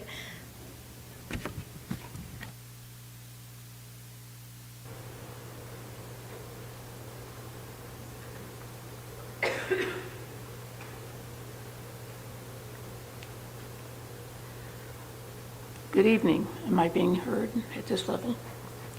Just for a piece of levity, as my first husband said, it's wine as you drink, coop isn't chicken. So, but not spelled that way. You can. Okay, how's that? It is, I'm glad to hear that you had gone to Bach North about the traffic. I don't know when that was because I have not seen any relief. This year it's even worse. I'm home, I'm retired. Neighbors are at work for the most part, so their driveways are open. This year, pickup truck was heading for the ball field, wanted to turn around, turned into my neighbor's yard, drove through the yard, over the sidewalk, and over the curb to go the direction he wanted to go. This is no respect at all for the neighborhood, for people's property. A school bus last week, he's always running a little late, or she, and because of the lineup along Seminole, along Seminole,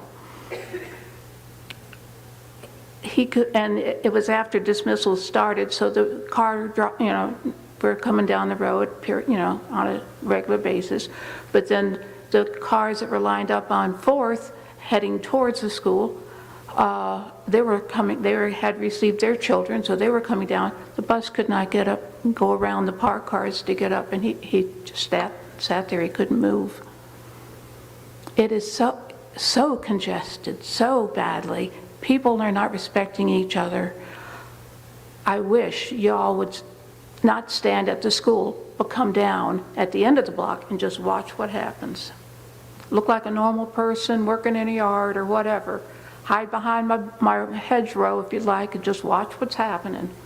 It's not good. We need to do something. Last year, I suggested that we don't allow pickup. Pickup has a line. These people just do not want to wait. 1 block. If the kids are signed up to walk, let them walk. 1 block to Sessoms, where the parents can park in that big grassy area that you use for PE. I mean, there are solutions. Tickets work wonders. But that's something y'all have to work out. But something needs to be done. I come twice a week out of 5. I happen to be coming home at that time from when I'm volunteering. And to get into my drive, if they're not blocking it, or I'm not blocking, they're parked right at the edge of the drive where you can't turn to get in. And the guy's right at the tail end. So I have no way to get in. And they're nasty about it. And I'm trying to be nice. But they don't want to be. So I ask your help. I've spoken to the city, I'm speaking with y'all, it's a Florida term, y'all. Who do I mean, do I have to go separately to all these, the police? How do we get this thing moving? What can be done? Can I ask a question? And is the street blocked off so they No. can't come down your street? No, it's a public road. Oh, so They're can we not parking, block it? they're lining up on Seminole, which is a regular road. And so is the reasoning you've been given is that it's a public road, we can't block it off? No, that's never been approached. Blocking the road has never been an option because the cars that are parked heading south for lineup It is an option. use the road to turn to go and head that in whatever direction they want to go. They use Seminole to exit. Okay. But it's the parking, it's not the moving. It's the parking where you've got cars parked. I come home in the wrong, I'm now in the middle of the road occupying this way, and I'm third from the intersection of Fourth. So cars could be coming down, and I'm blocking them. They can't come down. It's not a 3-lane road, it's a 2-lane road. Superintendent Peters would like to respond. Yeah, okay. Yeah, Ms. Weincoop? Yes. Right? Would you happen, Miss Speed is in the back right here. She's the principal of Bach North. Will you give her your phone number? Because we are currently working on, do you understand? We're working on a solution. Ms. Speed and I have already talked about that. And so we would love to talk to you a little bit more and also get your input on some of the solutions that we're looking at and we're working with. Thank you. Can she raise her hand? Yep, and she's right there in the back. Thank you. Okay, next is trustee reports. I had shared some about the salary committee, but I just want to shout out all of our schools, just the goals that you guys have set, the different themes you guys are working on. I actually this morning for Mr. Saran, he's got a student who is actually spending this year over in Germany. She's lived in a castle the past month, and I was actually able to FaceTime with her this morning with her mom, so she's doing well and loving it. I was in Tallahassee last week for a work group with colleges. A thing we were doing with the state is looking at cognitive science, and John Hattie's name was brought up, so kudos to my assigned school, Hillcrest, because I'm going to be doing a book study on John Hattie with them to kind of give me a head start on my work there. I also brought Warner's mascot and our cheerleaders and football players to help kick off their pep rally for reading, and that was a ton of fun.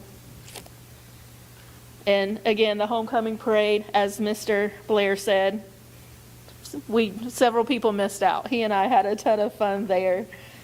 So again, just thank you to our schools for the awesome job they're doing. So, Ms. Winfrey?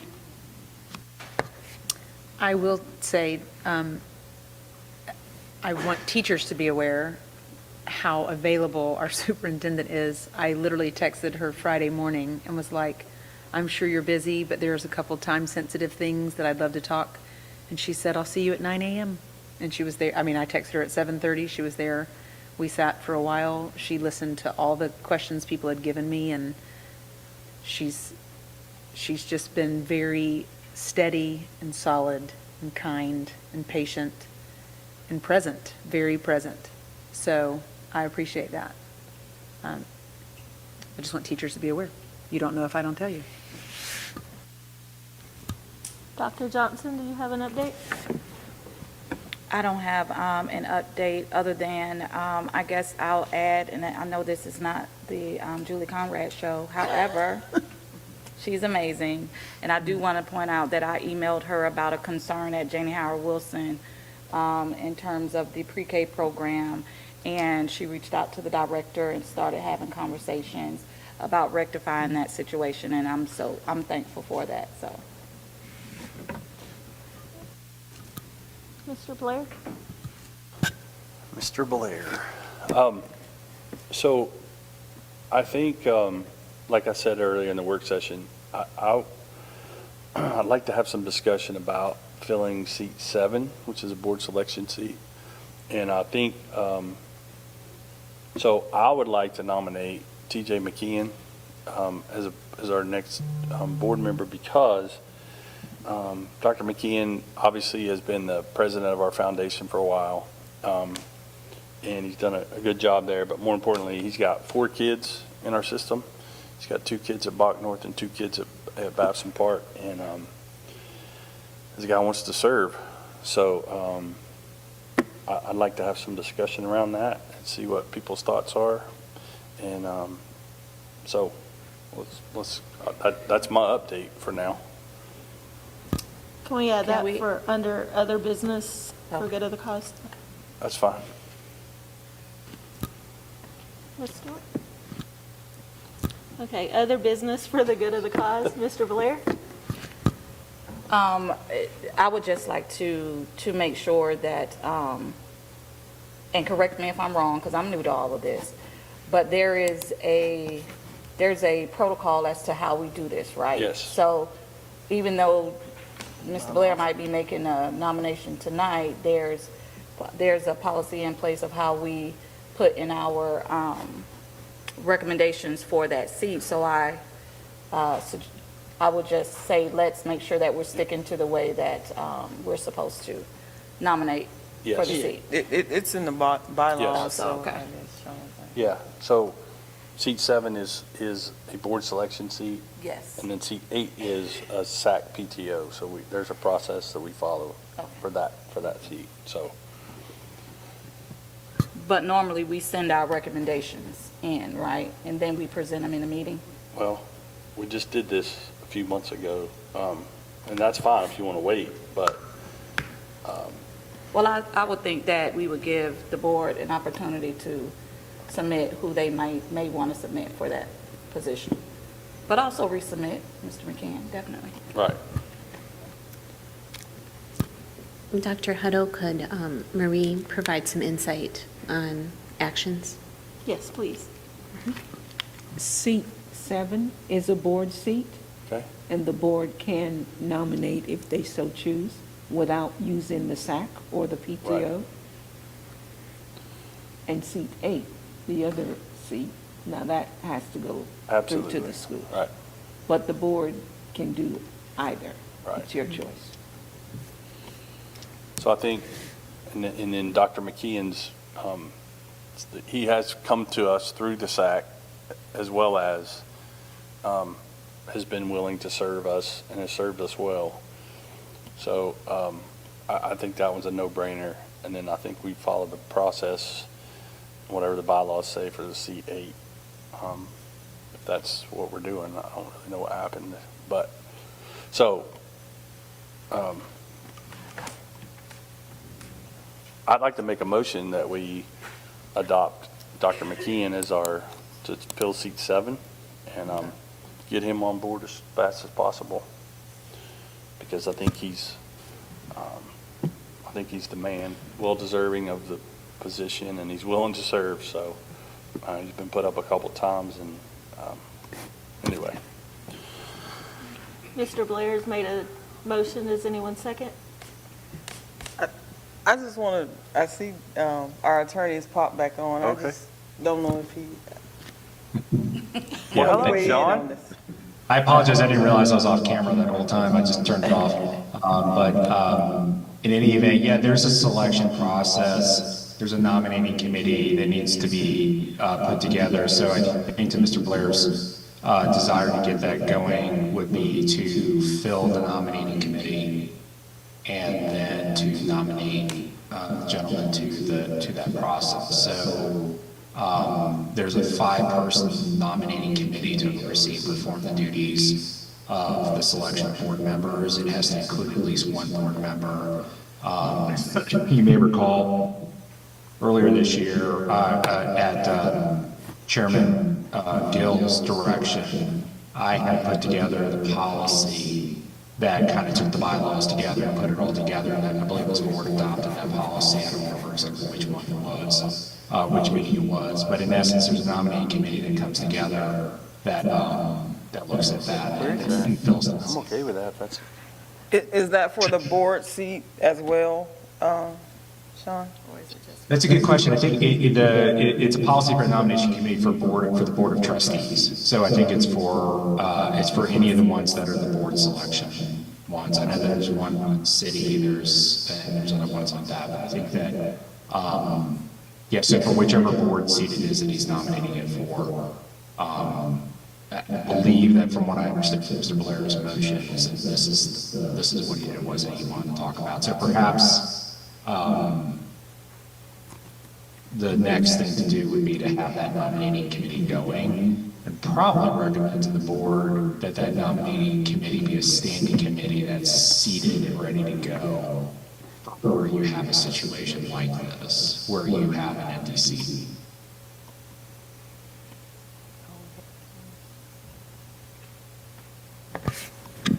I'm not a voting member, but I just want clarification. You said there have to be 5 people, so we would only have 5 outside of me. There's only 5 remaining. One is absent tonight, Mr. Marvitt, Trustee Marvitt. So all 5 of them have to be present when the nomination is made, or can this be done, can they submit suggestions to Marie, like? Yeah, excellent question. It's 5 people and it's only a requirement that one board member be on the committee. You could have all 5 people. You could have all 5 board members on the committee. It's a question of this board, the five voting members, as the board currently is constituted, would come up with 5 people to be on this, and at least one of you voting board members need to be on that committee. okay. I'm okay with everything you're saying, but I don't believe that that's what has to happen on a board seat. But I'm okay with whatever we decide to do. I think last time we, operated as that committee. Okay. The board did. Okay. Because Everybody it was formal. Because Correct. remember, we had to email in. Okay, and that's fine. All of that. All right. Well, I'll withdraw my motion, and we can do Get a that. nominated. Yeah. So we would, Yeah, Mr. Blair, what you could do is just make a motion to create the nominating committee. Yeah. Okay. All right. I'll make a motion that we create the nominating committee, and the nominating committee for seat 7 be the 5 remaining board members.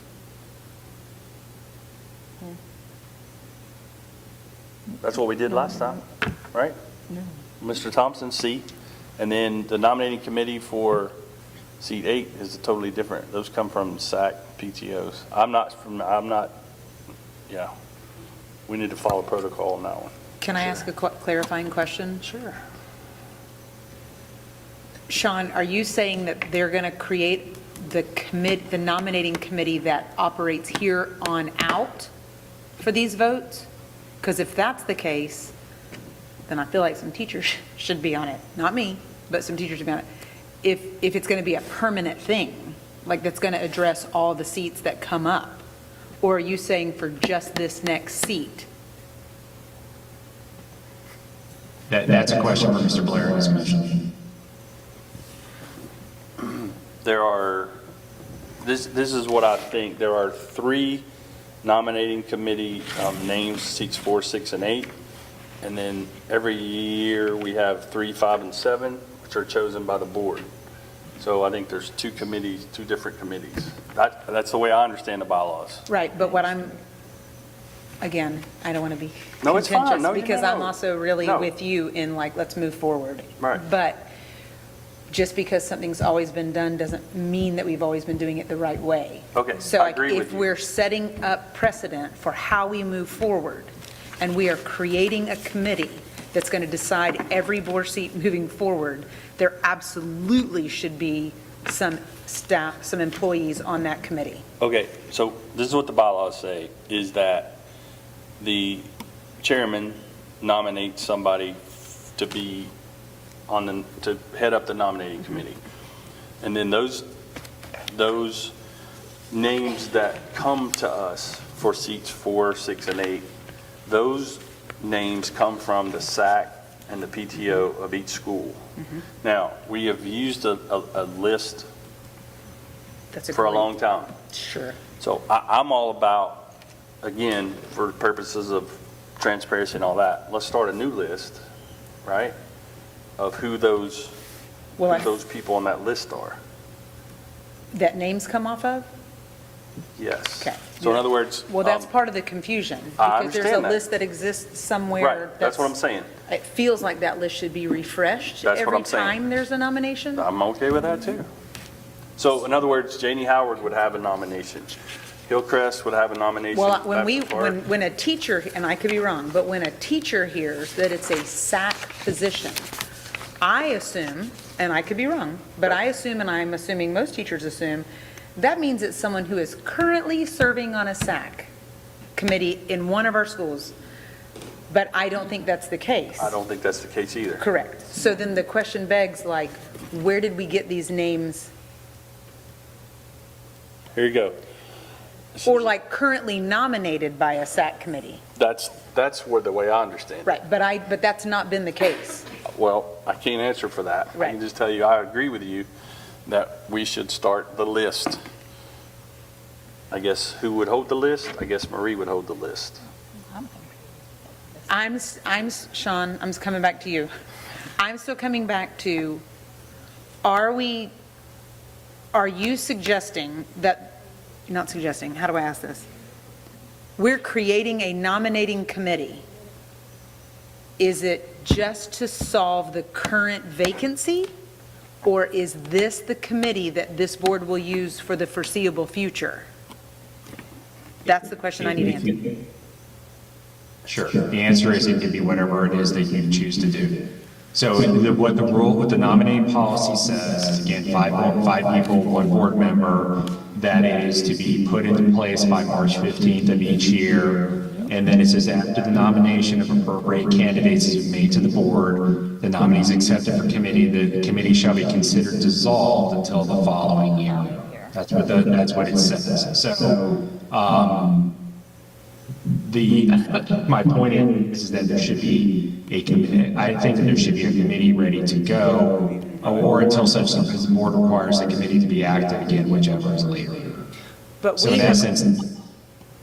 Sorry. If I could just finish, no problem. If I could just finish, so basically, it seems like the committee is standing from the beginning of the year till the end of the school, until the end of the calendar year. So my only suggestion was just on my experience with this is that there is a nominating, because things can happen very quickly, as we've seen for a number of reasons, is that perhaps maybe it becomes part of the agenda, July, August of every year. Perhaps August, July makes sense because it's the start of the new school year, is that the committee be formed and it be in place. But it looks like under the current policy that nominating committee dissolves at the end of each school year. I hope that answers your question. It does, and the law states one board member has to be on it. Correct. We have always default operated like our board is the nominating committee, but what I'm learning right now is that. No, we haven't always done. Okay. Okay. I'm sorry. Dr. Johnson, will you chair the nominating committee for the two open seats? Is it seats 7 and 8, Marie? It's cut through the chase here. I don't think there's a nominating committee for 7. For seat 7? It would be seat 7, and the only time, Trustee Winfrey, that the board makes a decision is when it's a board seat. Which is what seat 7 is, right? Correct. In this case, that is correct. Okay. The trustees can make a decision to nominate and put a new board member on the board, or they can use the SAC or the PTO list if they so choose. It is still the board's discretion. So we are On making, that seat, on seat 3, 5, and 7. so we are making a motion that the nominating committee for board-selected seats is the board. But if a seat comes. No. Okay. No. We talked about Is that. it just me? It's totally different. The nominating committee is the nominating committee, period. Right. We are in need of nominations for seat 4, 6, and 8. Seats 3, 5 and 7, the board can defer to that nominating committee to get names, or the board can make the decision to choose who they would like to have. Okay. So when Andy made his motion, my comment was to do the nominating committee instead of just foregoing the nominating committee. Okay. But It doesn't have to be that for seat 3, 5, or 7. yes, I know. Okay. But we can use a nominating committee. You can We if you so can. choose to do so. Yes, okay. But you have to all agree that that's what you want to do. Please, do what? Just have the nominating committee Well, do then we're both going seats. another month without another trustee, but that's fine. We gotta get two. I mean, however the board, So I need a motion whether we want a nominating committee or if we want to choose our own for seat 7. So that's where we're at now. Either a motion for a nominating committee or for us to appoint for seat 7. I would like to make a motion that we use a nominating committee for seat 7, just so that if there are any others that would like to be a part of the board can also submit. That's my reason. Does anyone second that motion? I'll second it. But that's for a nominating committee Yes. for that. Well, okay. Well, is it just for a nominating committee or just for, because I'm for the nominating committee, but that's going to take time. Can I, point of order? Yes. So we have a motion on the floor, we have it seconded, we need call discussion. Okay, so I'll call for discussion on that. All right, there you go. That's fine. Here's my thing, and I keep going back to this, is this, we just did this 2 months ago, right? With Thompson. So TJ McKeon was going to be in my nomination. And so, but I wasn't here. Well, he was nominated by 2 people. He was. And there was someone else nominated. So I feel strongly that this seat 7 is a decision that we need to make, but we need to put the nominating committee together for seat 8. And that's how I feel about it. So, and I know we have a motion on the table. Right. Is there a requirement that we accept the resignation first for Thompson, for the seat? That's a great idea. That's great. No. No, he has tendered his resignation, and there's no need to accept. Okay. Okay. Is this a question? Any other discussion? So we'll vote on Dr. Johnson's motion to form a nominating committee for seat 7. Marie? Roll call. Trustee Blair? Nope. Trustee Hutto? No? Trustee Johnson? Yes. Trustee Stewart? Yes. That's it. Yes. So it's a tie. It's a tie. So motion fails. Motion fails. So motion We're fails. The what?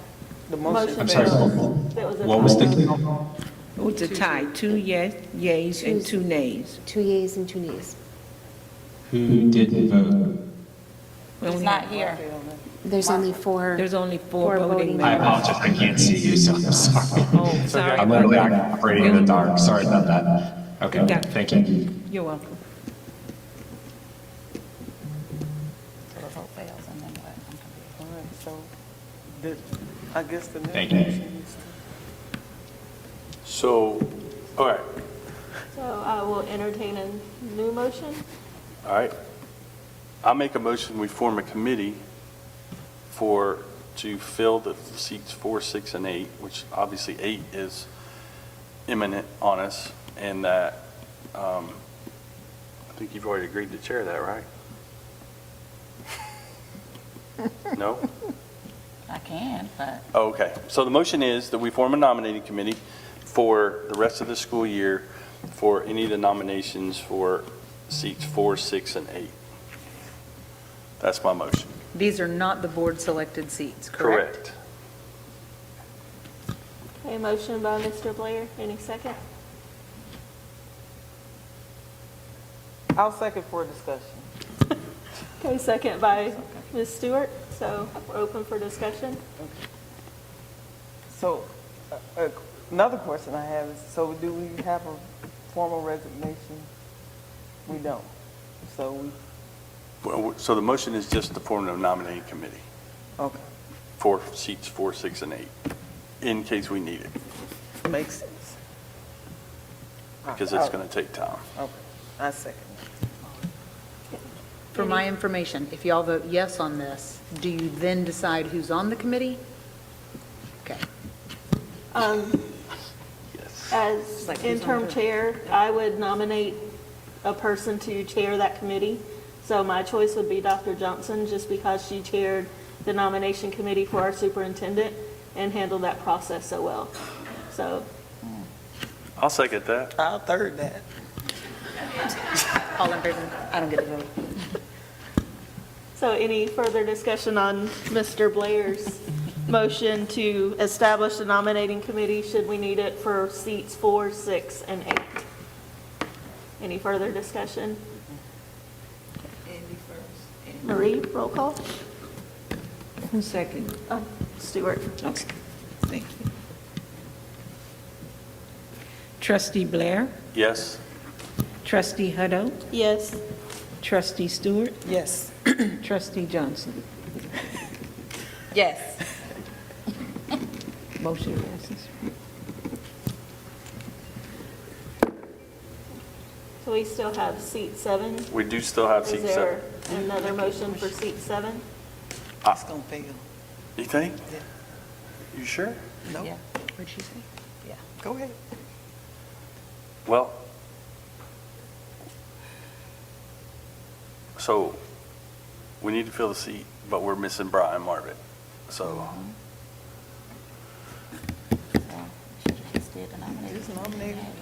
no, we shouldn't. I'll Dr. explain. Hutto, may I make a suggestion, a recommendation? Yes. If I could recommend to the Board of Trustees that you put this as an agenda item on our October board meeting, so that every single trustee is prepared, and that we also have any other absent trustees available at that time as well.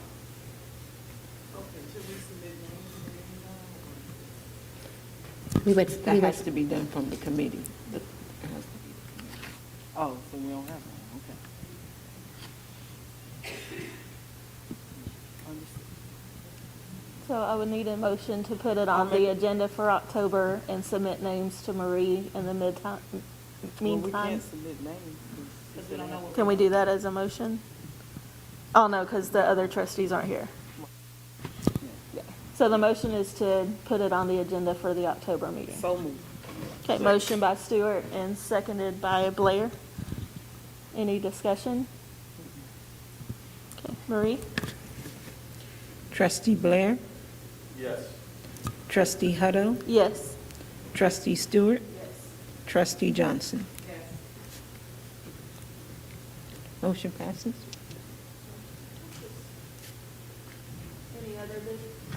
Any other business for the good of the cause? How do you go about deciding who's on the nominating committee that Lynn is going to chair for the other seats? That is in the bylaws. It's in the bylaws. Okay.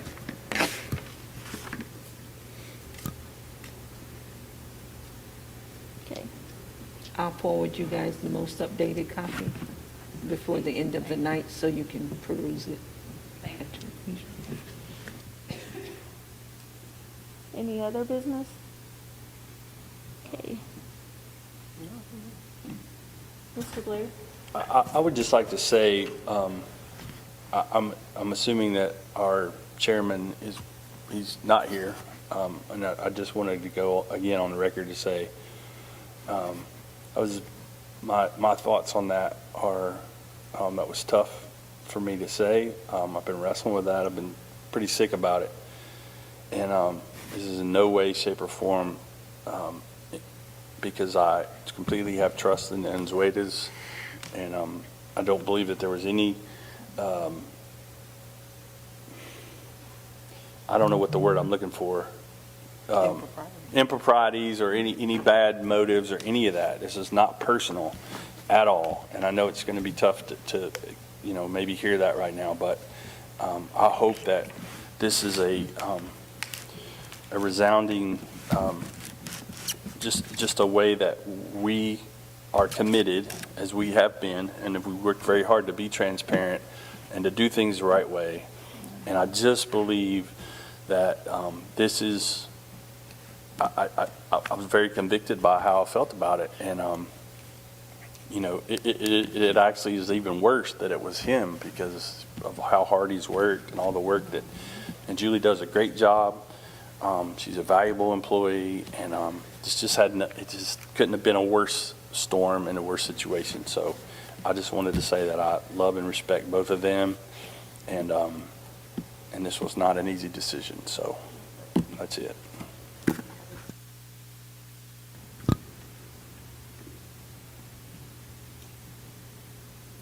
Ms. Winfrey, did you? I just wasn't sure if a decision had been made. So I didn't know if a special meeting was being called or if a decision was made in the when we break between meetings. I didn't know if a decision had been made, so are we doing a special meeting? Trustee Winfrey, Mr. Unzweta is just absent from the board meeting right now. Okay. Do we still need to vote to schedule a special meeting? Because that, I think, is that what your Yeah, I'm just comment not was? sure We were how this is talking about resolving. scheduling a special board meeting. Do we need to do that, or? My recommendation would be to hold on that and see what you need to do in October. I concur. Okay, any other business? Ms. Peters, are we good? Okay, meeting adjourned.